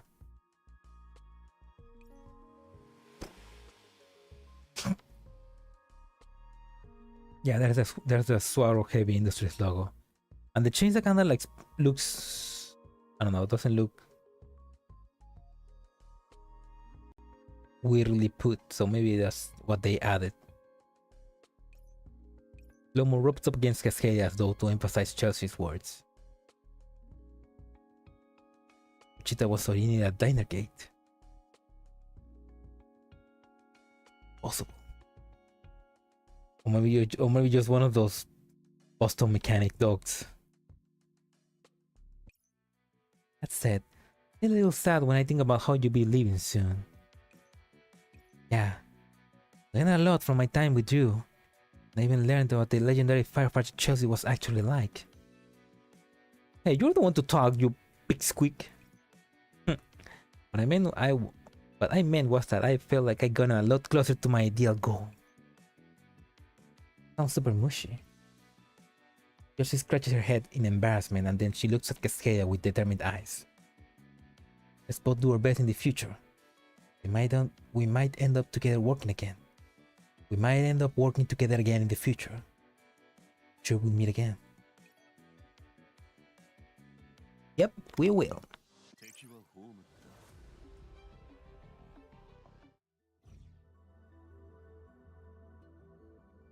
I need to do this one.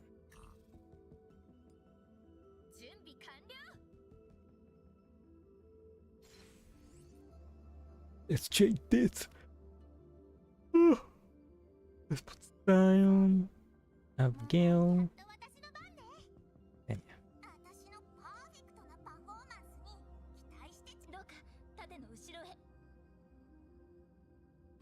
Dinner gate upgrades. They're no longer dinner gates, they are now demo gates. In Magrasea, the Oasis area jig temporary command post. Cascadia! Where's Cascadia? Ooh, look at that. We got tactical Persicaria. Chelsea, you're back.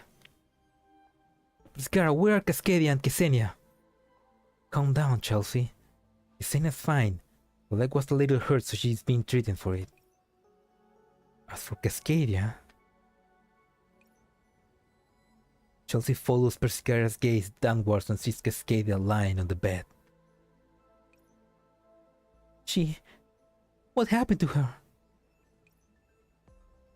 Many of Cascadia's modules were overloaded and malfunctioning. The Cornelia Cloud went into hibernation mode to protect itself. Oh no. The Oasis can't give her the complete care she needs in the current state, so we have no choice but to keep her this way. She looks at Cascadia, whose eyes are tightly shut. Chelsea balls up her fist in frustration. I told you not to take everything onto yourself. Big dork! What do you think about is going at it alone and pushing yourself beyond your limits?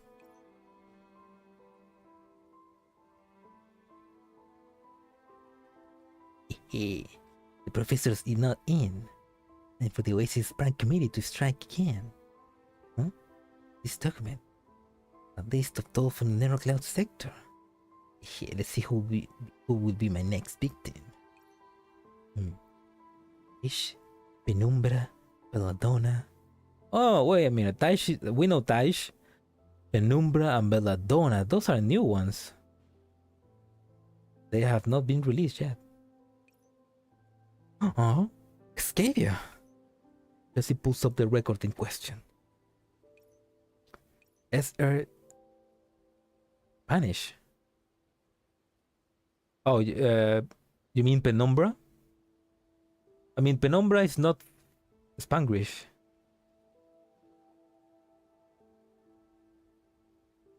You mean Belladonna? I mean, Penumbra is an English word as well.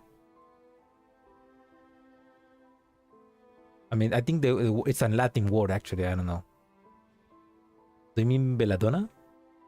I think that's also an English word, like Belladonna, like the ballerines,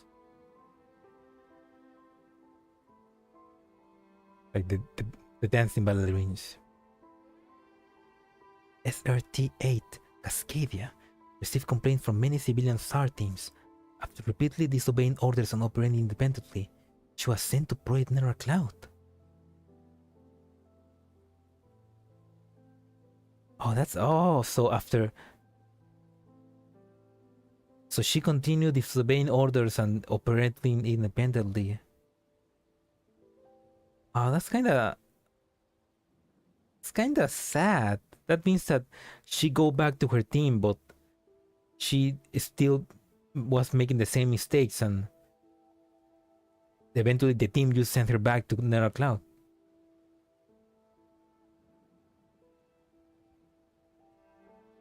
Taish, probably Brazil. You think? Where's Plasma when? Where's Plasma when we need him to tell us about Brazil? Belladonna, it was Italian. It's probably Italian. It sounds Italian. Belladonna. Belladonna. With the fingers in Italian mode.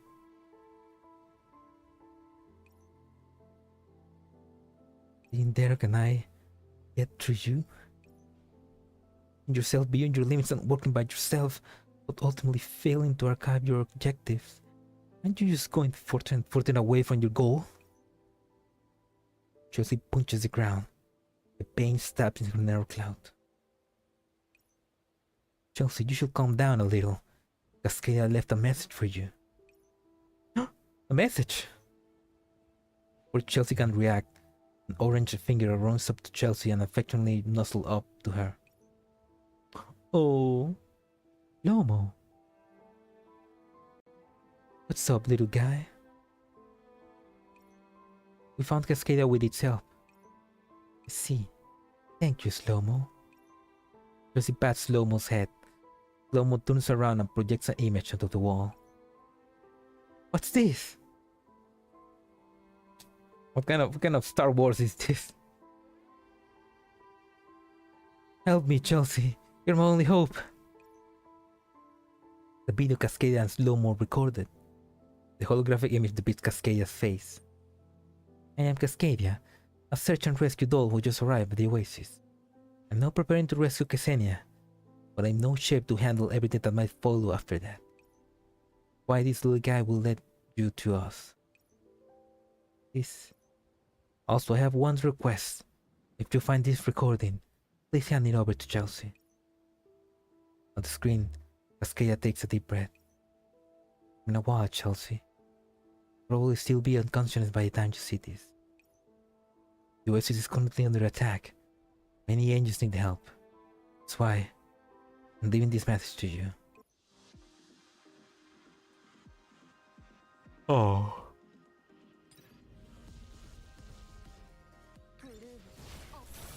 Why do you have to be a hero? I don't know, that's kind of sad. The fact that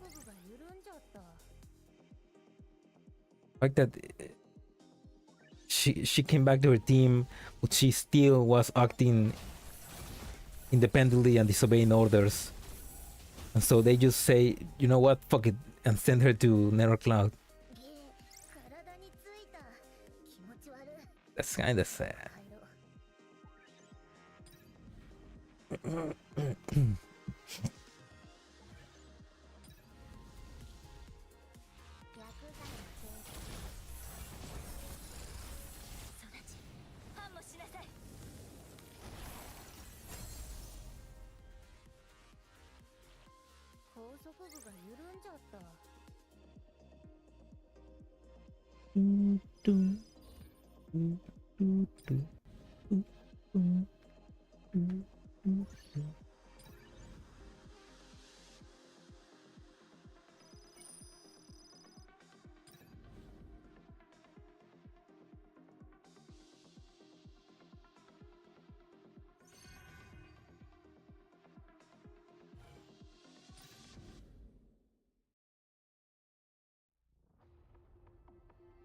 This is Cascadia.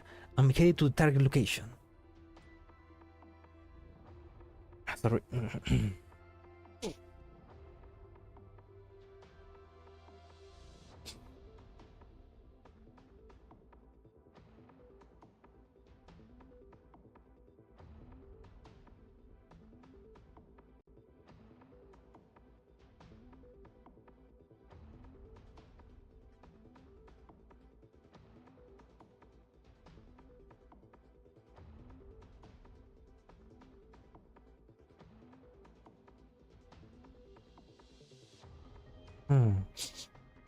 Sounds like Barb sector. No, this is this is the Oasis. This is happening during Perilous Advancement when the Oasis was attacked by Eosphorus, and she just came to the Oasis one day before. So it's like she get to the Oasis and boom, Eosphorus attacks.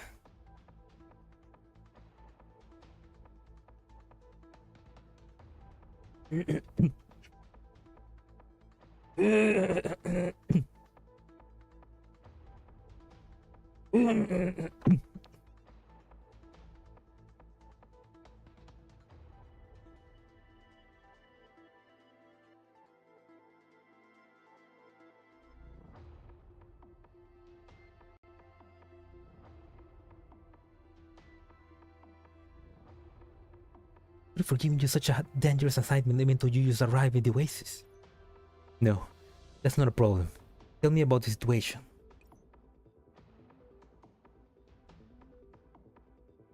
Currently, there's a special type of jellyfish entropic among the hordes that have invaded the Oasis. They possess the ability to train operants. There's an experimental operant energy reactor in Area G built by the engineering department. That said, it doesn't draw the entropy's attention yet since it has been switched on. However, it contains a lot of operants. I understand. In short, you want to keep the entropies from getting their tentacles on it, right? Yes, and the Oasis is in dire need of operant right now. Normal agents can't bear the weight of the reactor. After looking at the data supply of Cascadia, Cascadia makes a brief calculation and reaches a conclusion. Well, it is quite large, but it's nothing that slow-mo and I can handle. I'll do my best to recover the reactor.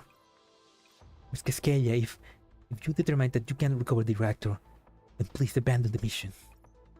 Either that or destroy it on the spot. Just make sure you keep yourself safe. If you encounter the entropics and avoid fighting them at all costs, you haven't been back up yet, and if the entropization gets too bad, you might not even be able to be reset. Understood. I arrive at the target point. See you later. He hangs up and looks around. According to the data, the reactor should be underground. But where is the tunnel hidden down? Cascade looks into the distance at a ruined building. Like this isn't usable anymore. Is we have Gatito. And if we I cannot read. My cat is blocking the screen. We had to clear the rubble and go in. We might as well find a place to cut the way down. Lomo, help me mark this spot. Is he gonna pee on the spot? Cascadia begins careful planning a demolition path in this area. I mustn't damage the reactor, so I need to note down where the pipes are. Beep beep. Huh?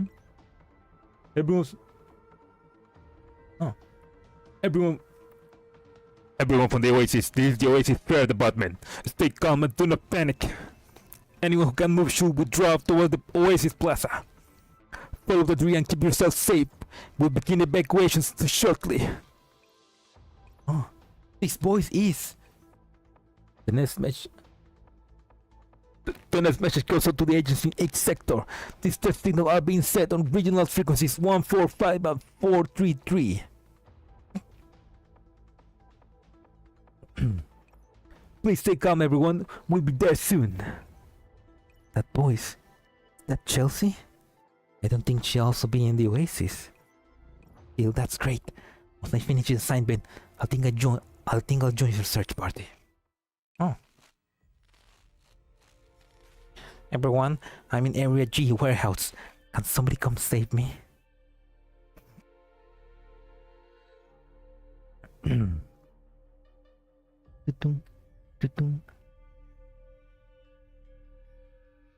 Train station speaker on.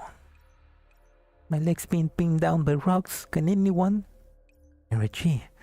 The warehouse. Cascade opened her maps. They're very close to me. We'll head over right away after finishing this mission.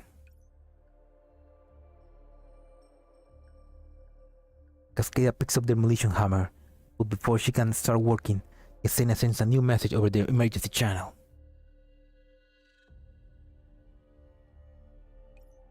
Guys, don't come here. There are tropics nearby. Oh. Even in danger, she's like trying to protect her friends. In tropics. I get reset. No stealing my personal savings. Make sure you return them to both reset me. Also, don't forget to pay me, Choco. Oh. That's no. Deal through them, Salo. Don't worry. Actually, I'm thinking. Actually, Salo. Well, let's wait a little bit for till the ads finish. If her interposition is bad enough, I may not be able to be reset. Life forms on the cloud. That's nothing short of death. No, I can't just ignore her. Cascadia sends a message on the emergency channel. Don't give up. We're going to save you, I promise. Actually, Salo, when you get ads, do you get ads of ads for Argentina? Like, do you get ads for something in Argentina or like Spanish ads, or do you get English ads?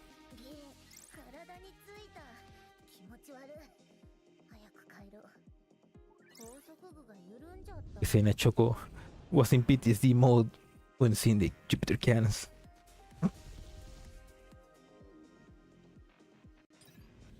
Who cannot do anything. Wait, before we continue this, 50 ads. What? Wait, before we continue, I'm gonna go. My cat wants food. So, gonna feed the cat. Be right back. ¿Quieres comida? ¿Quieres comida? Escucha como ronronea. ¿Quieres comida? Vamos. Have the blockers. I'm not sure. Some do not show the name. Because the blockers. I'll be back. Ow. Push. Oh.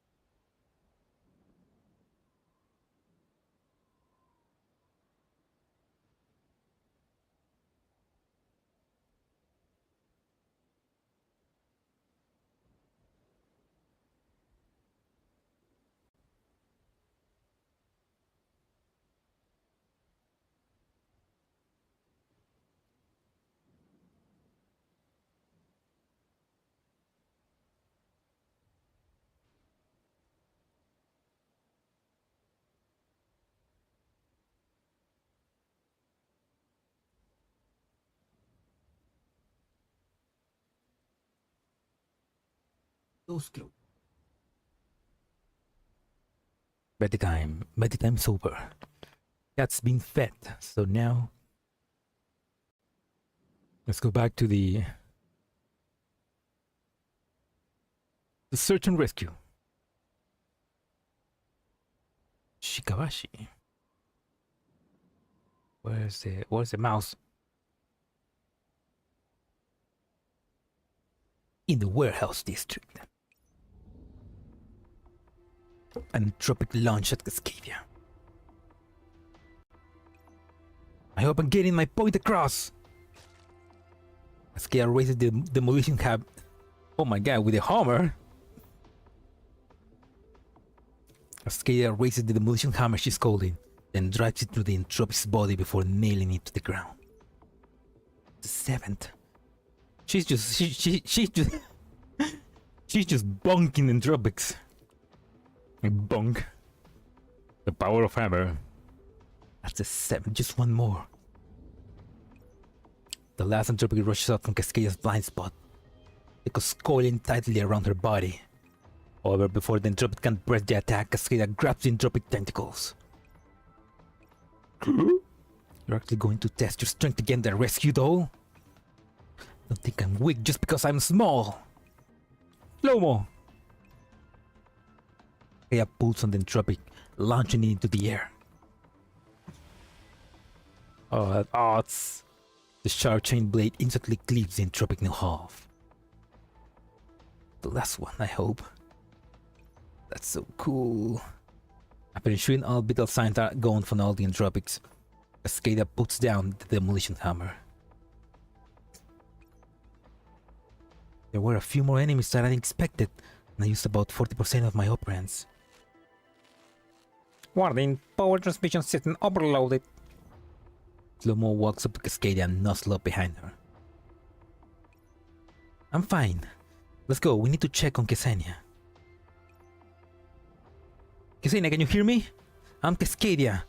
I'm here to save you. I'm here. What about those Entropics? Trapdoor coordinates verified. Relax, I took care of them. Can you tell me about your situation? My foot's stuck in the rubble. Can't move. Cascadia looks through a crack in the warehouse and verifies Ksenia's position. Hang on. My demolition hammer ran out of power. I can't break this wall down. Oh, okay. I was thinking, why would a hammer need power? But no, it's one of those power hammers to break down. Okay. I was like, what? No, but no, that makes sense. And break down this wall. Calculating the probability of breaking Ksenia and completing the original mission. Yeah, not going to happen. Well, don't give up too easy. If you got a more important mission, it's okay if you leave me here. Since there aren't any Entropics around, I should be able to think of something. Yeah, she should be fine, right? Maybe. Ouch, that hurt.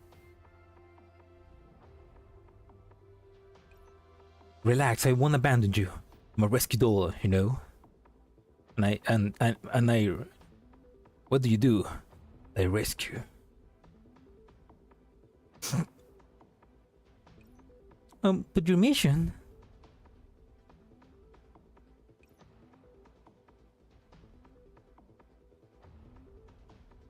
Cascadia looks at the name that's coming up quite often in the rescue channel. I'll leave it to a friend of mine. Cascadia bends down and pats Slow-mo head.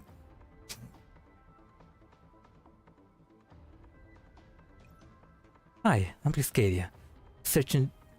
A search and rescue doll just arrived in the oasis. Oh, that's the message that she left.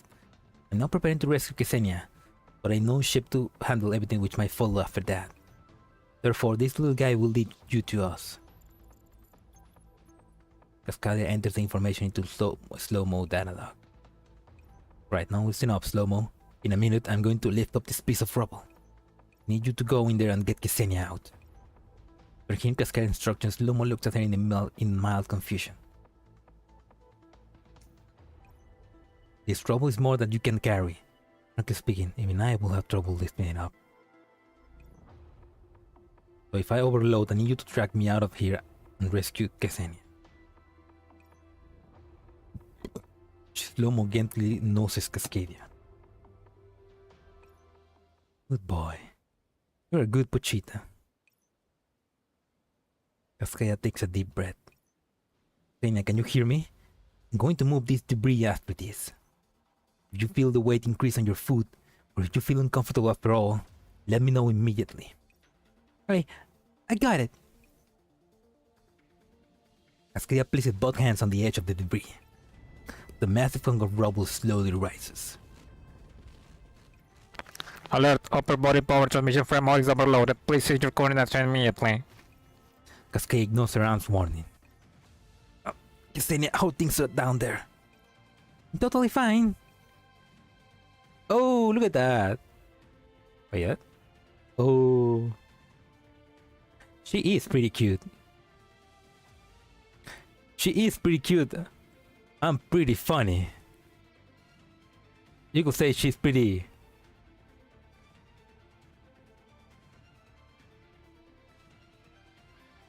Anyway. As the rubble slowly rises, she will be perfect for Blue Arc. Cascadia shifts her stance to support the debris chunk with her entire body. Oh yeah, anybody else watch the new episode? The new anime of Blue Archive? Ooh.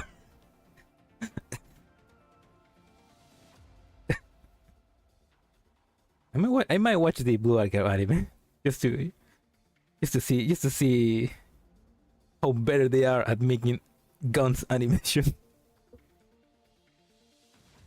It looked pretty good, to be honest.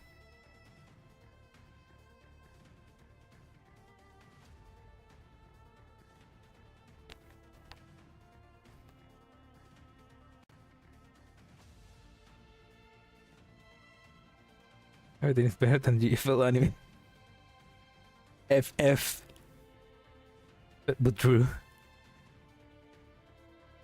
That's why we need to make our own GFL anime with Loveberry chests and made dolls. The rubble slowly rises. Cascadia shifts her stance to support the debris chunk with her entire body.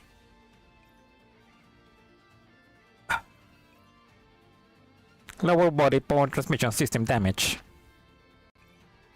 Cascadia, are you alright? Cascadia notices the tormented expression on Cascadia's face. I'm fine. I can do this.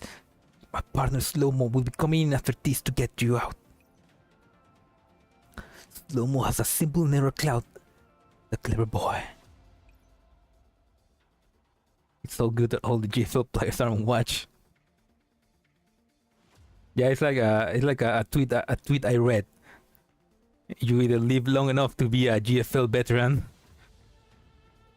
or become either a kibotz professor or a art nice doctor. But yeah, it looks fun at least. Because from what I remember from the first chapter of Blue Archive that I played, the story is pretty like.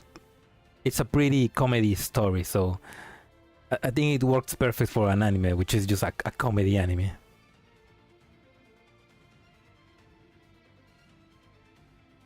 Although I saw that they like included some parts from some things from like future stories, so like I wonder how they're gonna do that. I'm in fact a sensei too. Well, there it is. We have multiple jobs. We have multiple jobs because we need the money. We are poor. We need multiple jobs to survive.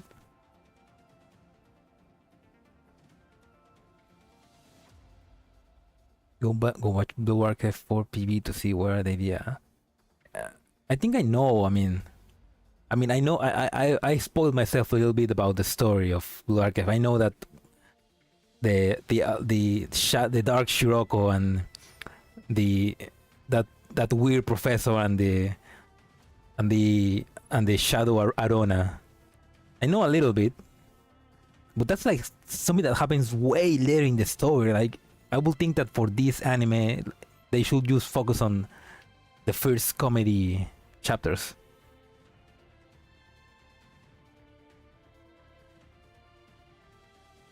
Which, as a comedy anime, I think it's gonna be probably gonna be one of the best ones this season.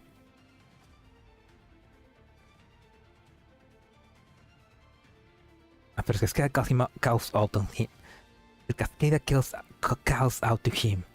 Lomo arrives by the gap inside Cascadia and works his way inside. This head should be okay. Here. I'll cut the operant supply on the power assist framework and lock all the joints.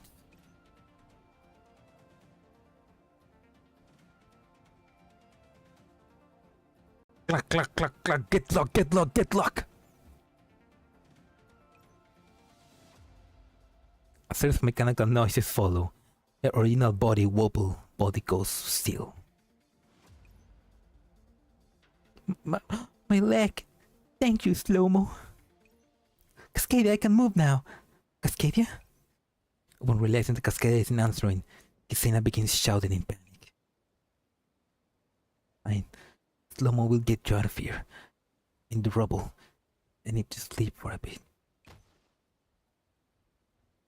Alert system overload. Entering hibernation mode. Slow-Mo, remember to take Ksenia to safety. Oh, and if Chelsea tries to prank me, remember to stop her. Waiting for Koyuki to boot. Oh, Koyuki, ooh. Nice taste. Cascadia slowly closes her eyes.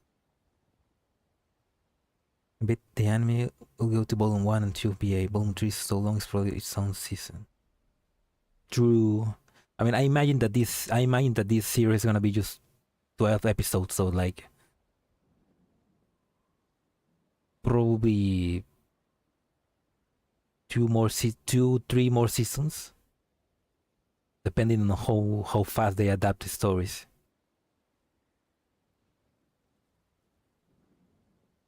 As for the other mission, system overload, now entering emergency hibernation.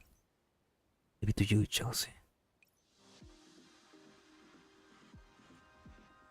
But yeah, basically Cascadia just loved to sacrifice herself just to complete the mission. Like, she does not care about her own security. She just like, as long as she saves someone, it's worth dying for.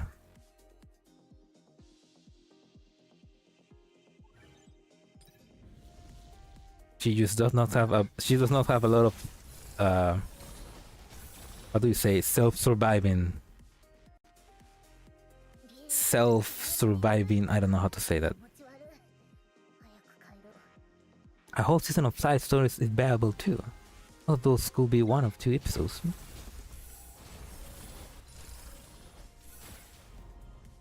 Yeah, that's true. They could probably adapt some of the events as well. Like one of the events that I played was the event where the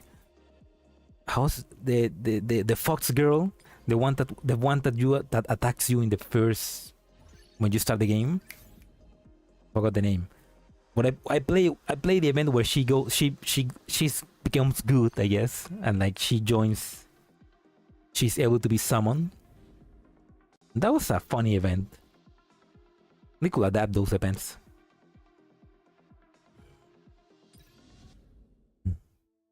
Chelsea, I be rescuing blah blah blah.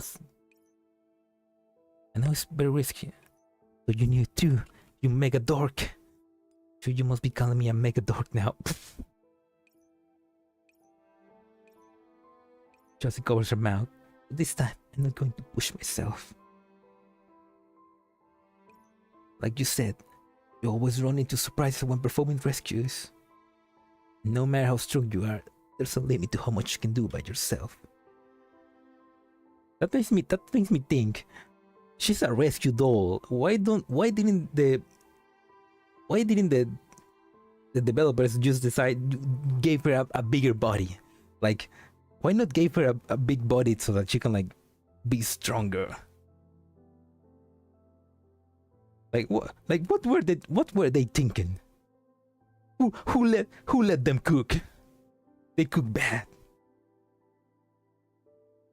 Mega dork. Like I said, blah blah blah. Might not be able to perfectly resolve the problem in front of me, but map of ARG spreads in front of Chelsea. These labels are all. There are hard locations. I mapped through ARG. She'll be able to take care of them in short order. Those are the marks we use in Richmond. Then there's this place. It's the location of an experimental operant reactor and the demo points that I calculated. I reinforce them so they won't fall into damage on the reactor when you cut them through. They count on you this time, Chelsea. Please. Cascadia.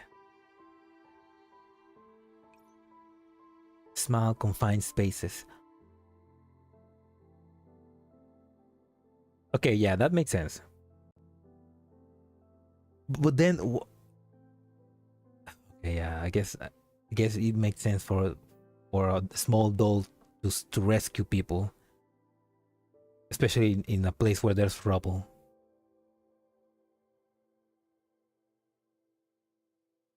But in that case, why not make like a team of two? Like you have a doll that is big, huge, and can like carry triceps size of things. And then a small door so that she can like enter small crevices and things like that. I don't know. But yeah, that makes sense. Small confined spaces. Chelsea shakes her head in resignation. Right. Cascadia looks sternly into the camera, which surprises Chelsea. What the heck? Chelsea, I'm being serious here. Don't you dare prank me while I'm asleep. You are not to draw stuff on my face. Oh, and I hope that when I wake up, the dangers of the Oasis will have passed. Chelsea finally lets herself laugh after hearing Cascadia's final words. You big dummy. I was really going to prank you. I wouldn't stop at just drawing your face. I've been really hard on you, dealing with a crazy master like that.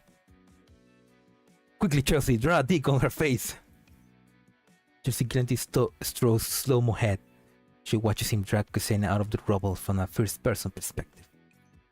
Slow-mo rubs up against Chelsea's palm, so to signal that he agrees. Sicaria, I'll be heading down to ARG to help Cascadia complete her assignment. I also need to check out the hospital location that Cascadia marked, so have the others avoid these places for now. Understood. I'll inform anyone. I'm sorry for sandling the two of you with such a heavy task. You will come back safely. No need to apologize. You have a lot more on your shoulders than we do. Just like Cascadia said, hopefully the dangers of the Oasis will have passed by the time she wakes up. As for the rescue work, leave it to the pros like us. We got a reliable friend here too, don't we, Slow-mo? Woof woof! I know. Slow-mo exactly reps his chainsaw a couple of times to indicate that he's ready. I understand. I'll leave the search and rescue for you, then. Hee, no problem. Instead of making a single rescue unit, make a rescue team of different IOP sizes. It will be of a Swarog. A Swarog heavy industry is the ones that like make heavy dolls, right? So yeah, they could make like a whole rescue team of bulky dolls. And I'm not saying that just because I like muscular dolls. Because I do. Chelsea grabbed her gears, but before she goes, she glanced at the unconscious Cascadia one more time. You said you were going to share the burden, but in the end, you just charged into the fray by yourself. No. The more I think about it, the angrier I get. Chelsea mutters to herself and takes out a pen and paper and writes down a line of text on it. You said I couldn't draw on your face. You never said anything about not sticking stuff on it. Chelsea picks up the finished note and sticks on Cascadia's forehead. The three words, "You mega dork," are written on it. And with Dick tight. As your senior, I'm going to give you a good talking to you once you get up.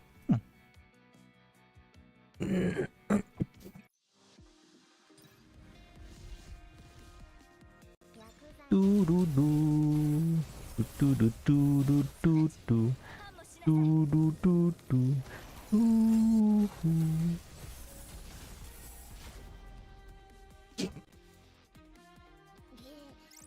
Yeah.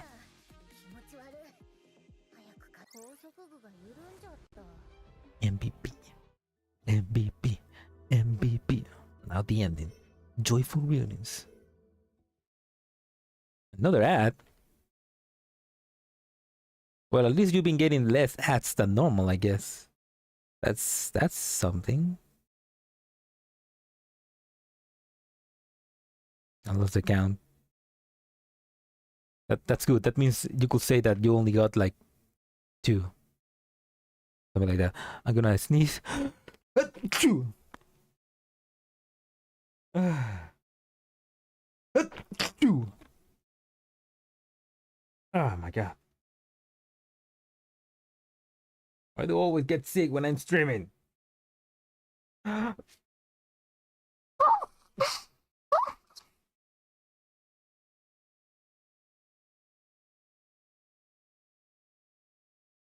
Ah, shit.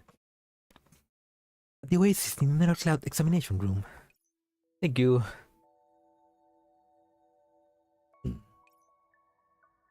Cascadia slowly opens her eyes.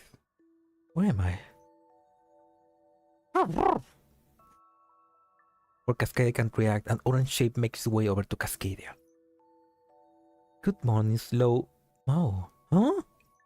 Cascadia's attention is drawn to the person in red who sprawled over the table beside the examination chair. Chelsea, what are you doing here? Cascadia reaches out to her. Huh? Chelsea suddenly rolls to the ground. Cascadia jumps in fright. Wait, what? Oh no, that's a prank. Is that a knife wound on Chelsea's chest? A pool of crimson blood spreads around Chelsea's body. You do realize the cleaner agents are going to pitch a fit when they see this, right? How much longer do you intend to stay like that, anyway? You're not fun. After seeing that Cascadia has been falling for it, Chelsea gets up and grows in resignation. Man, this is not what I was expecting a reaction as a cautionary prank. Cascadia ignores Chelsea. Instead, she picks up a cloth and begins cleaning up the mess. After seeing Cascadia, Chelsea has no choice but to follow suit. How does your body feel? Is it okay now? Yeah, the power transmission system are stable, and now the modules are running fine. Just like back then. Just like back then. You are one to talk. Chelsea signs and shakes her head. You know how much of a pain it was to drag you back to base camp? You were hugging that kid so tightly it took a lot of effort to make you let go. Actually, I thought that the reason why I fainted last time was largely due to the drink you gave me. Huh? What did you say? You did. Oh. Oh my god, the game. That's hard. The two midgets. No, the two midgets change look. I don't know what that is so funny. The two midgets. The game said it, not me. It's been a while, Cascadia. Yeah, it has. Dora say we meet again for sure. I didn't expect it to be under these circumstances. And on a cloud stair that I never seen before. Upon hearing Cascadia reply, Chelsea can't stop herself from confirming her suspicions. I saw your CV. What happened to you? Disobeying orders? Running off on your own? That's correct. I did disobey orders. and I got bounced around between several civilian SAR teams like a soccer ball. But like I was telling you, I didn't do it because I was a loner or because I wanted to prove myself. I just didn't want to work with a bunch of people who would abandon a rescue for money. Oh. So that's what was happening then. What's wrong? I was thinking you changed. You haven't really changed at all, have you? Just fulfilling my duty to rescue people as a rescue doll. I'm doing it with reliable teammates. To clean up all the fake blood on the ground. Cascadia sighs. Just how much of this stuff did you use anyway? It was all for the sake of teaching a certain mega dork lone wolf rescue doll a lesson. And it was also because you're about to meet the professor and I wanted to help ease your tension. This is bad. We've been talking for so long that the professor should be here by now. Professor? Oh, of course, the professor was already here. We were already here. So can I come in yet? Professor, just how long were you waiting there? From the moment you began playing that? Hello, Cascadia. I believe this is our first time meeting. Amber Teller, the leader of the Oasis. SIR Doll Cascadia, reporting. No need to stand on formality. The leader of the Oasis, I should be thanking you. I'm grateful you stepped in to help us during our time of difficulty. I regret we couldn't prepare a suitable welcome to you before you arrived. No, I was just doing my job as a rescue doll. Besides, I didn't want to see my future home destroyed. Or rather, you saw someone in trouble and rushed in to save her. That too. But seeing that Cascadia isn't making any attempts to deny it, Chelsea shakes her head in exasperation. Of course, I'm not just here to thank you, but to make a request of you. I'd like to set up an Oasis SR team. Oasis SR team? They're different from other They're different from other fieldwork teams. They specialize in emergency rescue. The days to come, the Oasis, no, all of Magrasea will be in great danger. Therefore, I'm hoping that I can prepare a little for it. I see. I'm in then. Just being in isn't enough. Well, I was hoping you would be the team leaders, Cascadia. Huh? Cascadia? What happened? Did she crash? Why me? Logically speaking, wouldn't Chelsea be a better choice? I'm a firefighter doll by trade. Search and rescue duties ought to be handled by the professionals. Why does it feel like you're trying to dodge the question?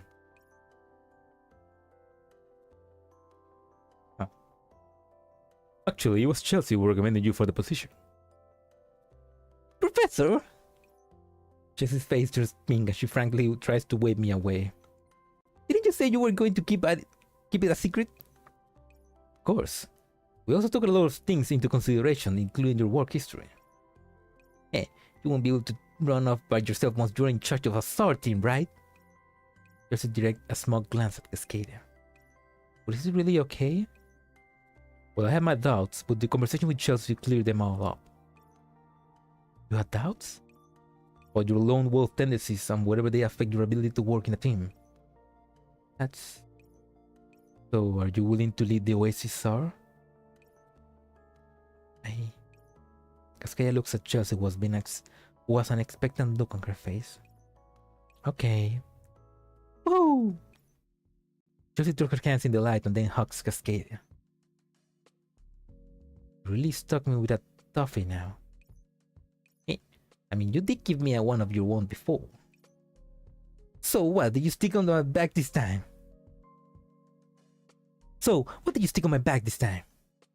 Cascadia pushes Chelsea away. I felt that just stuck something on my back when you were hugging me. Go take a look if you're so curious.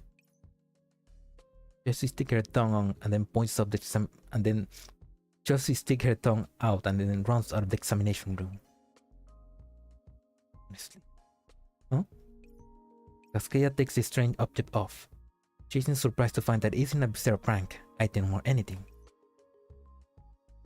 Instead, a gold badge rests in her palms, with the 5 words, Oasis Search and Rescue Team inscribed onto it. Thank you, Chelsea. Aww. Ad hoc ward inside. Oh, that's so cute. That's it, right? That's the event. That's a short event, but that's pretty cute.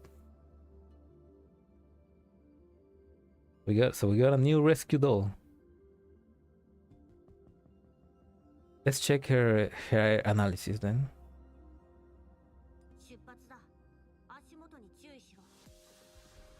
A nice one, yeah. Ever since doll-making technology became commonplace, Swark Heavy Industries has dedicated its effort to applying this technology to disaster relief efforts. Dolls are stronger, far more resilient and reliable than human rescuers. Naturally, the most important fact is that dolls can face perilous situations in place of human beings. The SRT-8 is a broadly capable emergency rescue doll. They are the technological fusion of dolls from various fields such as CRAR, the FF Alpha, the SIDT, and the DMLT, as well as the SRT series of multi-ledge rescue robots. The SRT will rewrite the history of disaster rescue. Okay, yes. So yeah, she's the latest rescue doll. And Chelsea is the one of the previous generations.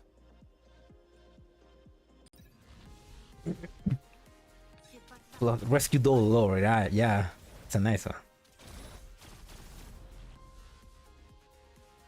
We need more of that lore. Give me that lore. Okay, midgets, time to work. One more thing. What was the professor saying, midget?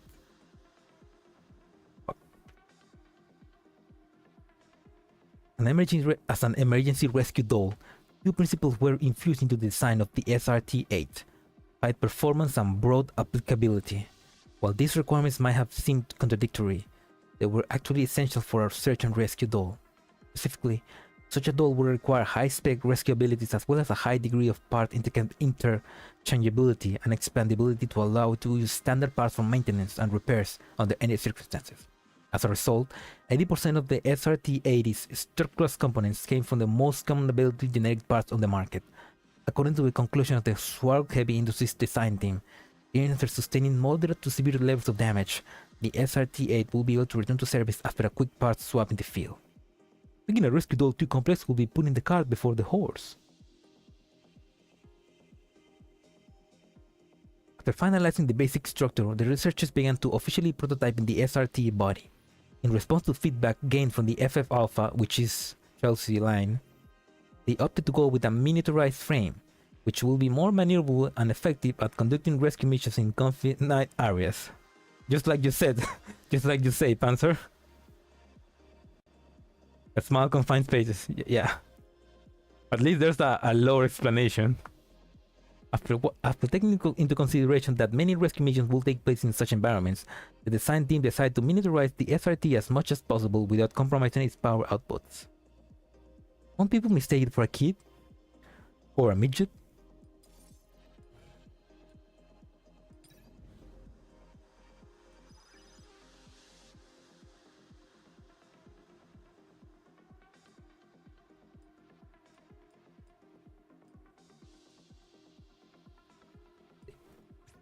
Lowly rescue teams are efficient.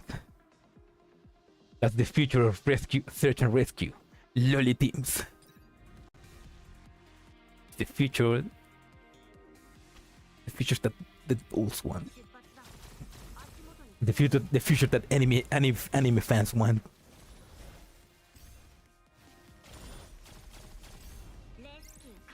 Oh yeah, let's check her animation. Oh, look, she's sad. Oh, that's so cute. Oh, that's a cute animation. Oh, That's adorable.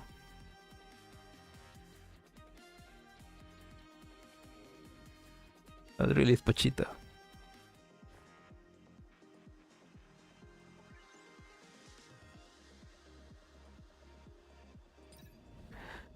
The core technology. Fuck. Gate. The core technology of the SRT was the search and rescue modules, which were especially designed for it. Said modules contained multiple vital sign detecting devices and disaster forecasting equipment, such as seismic tremor sensors, radar and sonar sensors. However, when faced with disaster, what people needed most was not a tool but a way to deal with rapidly shifting circumstances at the scene. As such, the Swarog technical team tried to reuse the SRT series data to develop a disaster prediction system, which would in turn improve the SRT-8 ability to respond to emergency situations. Unfortunately, the SRT data alone was not enough to support the development of the SRT disaster prediction system. They needed more empirical data. Just as the technical personnel were at the end's wits, Sword Heavy Industry received an unexpected gift. Specifically, it was a joint package from disaster memorial museums around the world, comprised of data disks containing massive amounts of disaster records and data. These disks were enough to complete the development of the basic disaster prediction system. However, the surprise did not end there. Over the course of the following year, Rogue Heavy Industries also received a steady stream of operating logs from both civilians and government affiliate rescue teams. Thank you, everyone. Oh, so it was like a team effort from like every part of the world to get as many information about disaster as possible, to make her as effective as possible.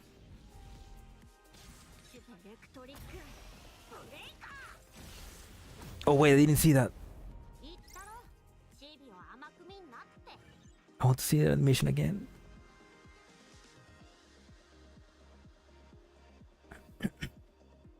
In addition to a generalized framework and its rescue modules, another challenge in the SRT-8 development phase was designing a narrow cloud that was suited to search and rescue duties. Rescue operations not only require calm, precise judgment, bold decisiveness, and the ability to take actions in a serious and reliable manner, but also a sufficient sensitivity to suit the human psyche during dire circumstances. If we make it too cool and serious, it'll come off as inhumane. Isn't there a reference we can use? Why not consult the FF Alpha? Isn't she a little too lively?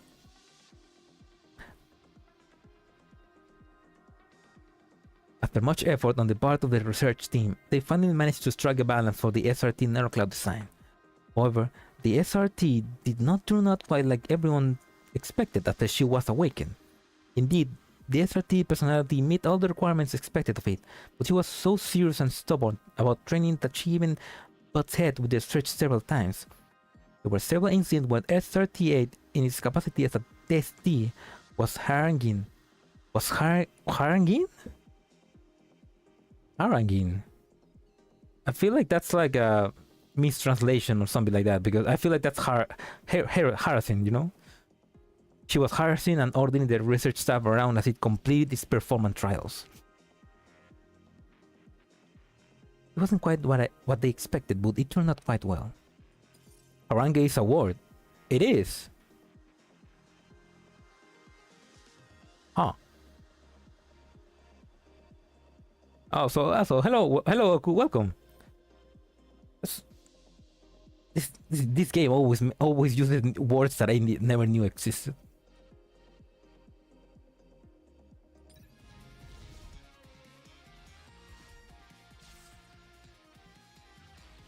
A collab with Tengen Toppa Gurren Lagann would be perfect for GFL, because we can have Yoko as a rifle, and we can have the mechas.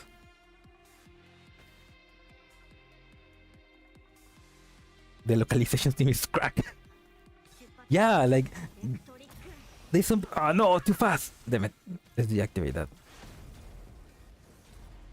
Like they use words that I never knew were part of the English language. Props to them.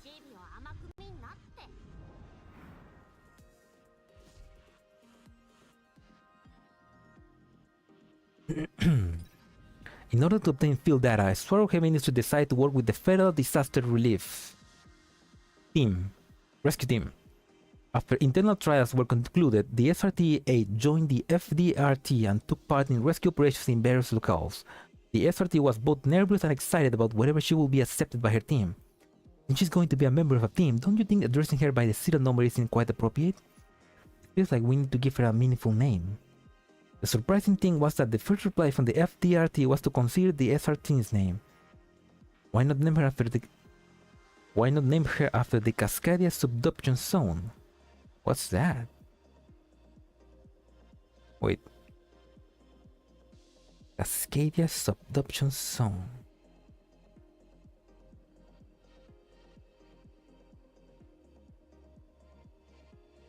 Looking Google. Cascadia subduction zone earthquake. The zone of subduction of Cascadia is a fault of 960 kilometers on the limit of a tectonic plate. 160 kilometers off the coast of the Pacific, extending from the north of the island of Vancouver in Canada to the north of California on the United States. Oh, that's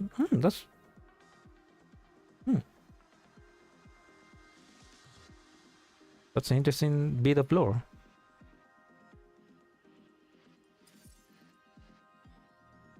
Nope.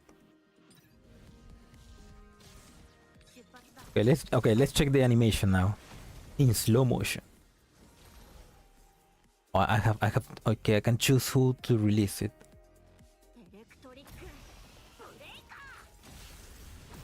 Oh, she like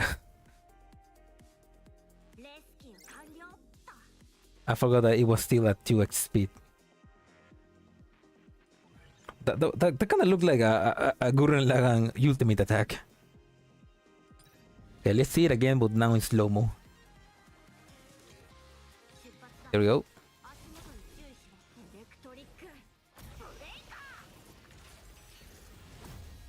Oh.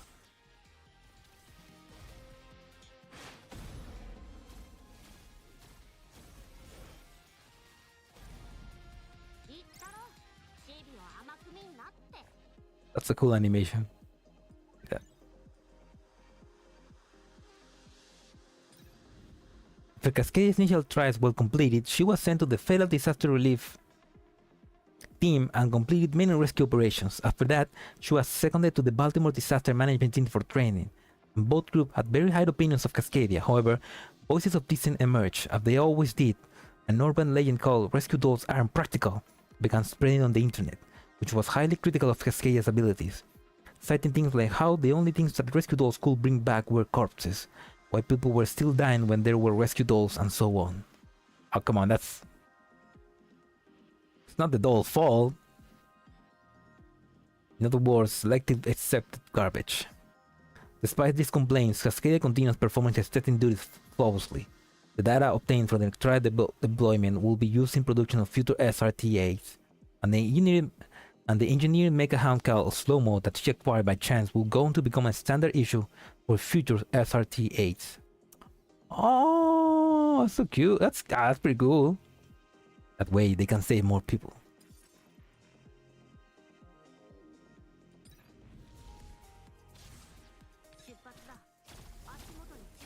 Does Pochita Slow-Mo count as a separate unit? But she cannot. Oh no, there she is, right? Yeah. I think not. I think they just count as one. They just count as one unit. They are attacking together.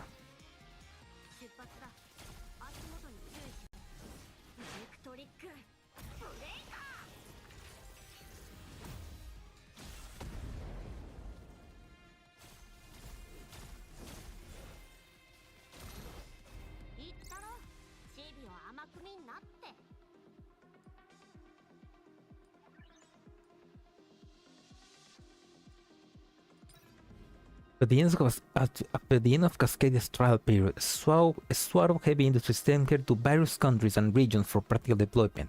As a result, Cascadia joined many government and civilian rescue teams. She took part in at least 4 major rescue operations, 24 intermediate deployments, and countless small-scale rescue missions. Whether it was at an earthquake, volcanic eruption, flood, typhoon, or even a battlefield, the reporters always saw Cascadia working tirelessly on the Front lines. looks like the development of Rescue Doll was successful. However, the shocking thing was the feedback that some rescue teams gave about her, and that she often disobeyed orders and headed out on her own. She even gained the nickname Lone Wolf Cascadia. However, many other teams had glowing opinions about her. Sword Heavy Industries had no choice but to investigate this highly polarized feedback. Did something go wrong somewhere? No ads!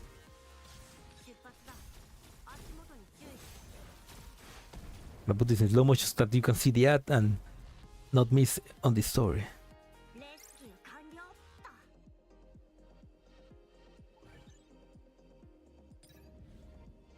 Ah, shit.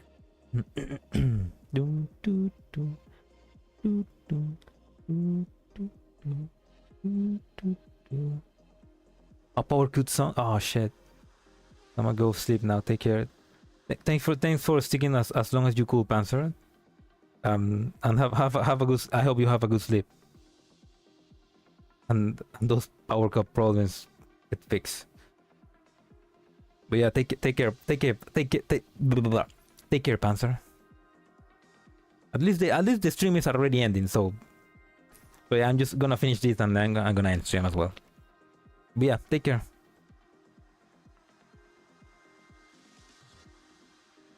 Oh yeah. The polarized feedback about Cascadia drew spark attention, as well as that of the media. An investigation by the latter finally revealed the truth.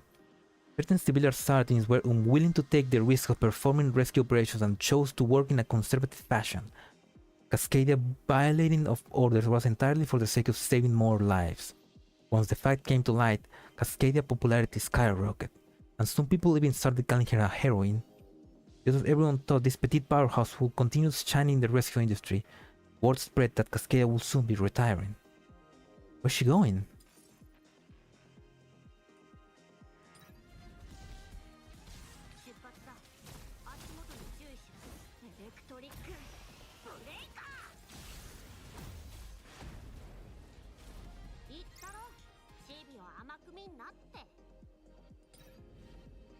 Product code SRT8. Body code MSPTRSR000. Product serial number SHISRT8000. Product activation date January 26, 2057. Product name Cascadia. Neural activation percent. Neural cloud has been encrypted and examination is not supported. SRT8. Call me Cascadia. Verification complete. Entered Project Neural Cloud. Welcome to the Oasis, Cascadia. Thank you for everything you've done for the Oasis in its time of need.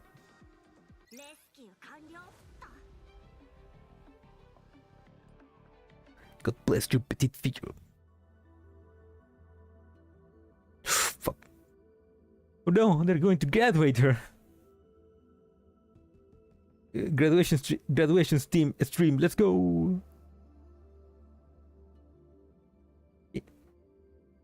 Eat me. Anyway, that was nice. That was a pretty short event, short and nice event. Let's get those rescue things. 4,000.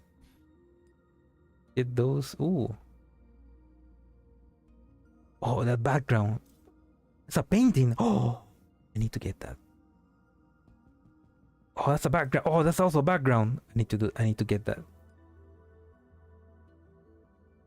Also a special item. Energy drink. An energy drink that Cascadia always carries with her. The bottle is a fancy new design that looks vaguely like a battery. Flavor is her favorite blueberry and kumquat mix, stored with a hint of bitterness. In hazardous situations, this drink might well be her only source of energy, and thus it's literally a water of life for her. That's nice.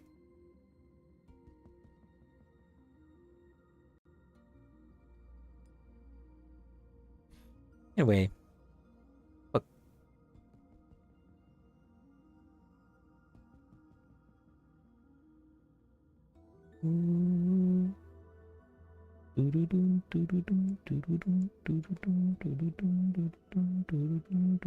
Anyway, thank you for watching the stream. I hope you enjoyed, and if you're watching the BOD, I hope you enjoyed as well. That was a nice event. It was short, and nice, and I like Cascadia. Too bad I don't have tickets to roll for her. Yeah. Anyway, I need to speak with my boss to see if he can pay me today or tomorrow, and depending on that, I'm gonna see if I play Reverse Collapse tomorrow. Yeah. But yeah.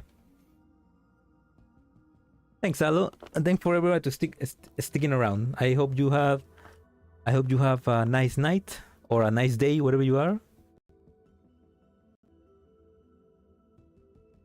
And a good beginning of the week. And before leaving,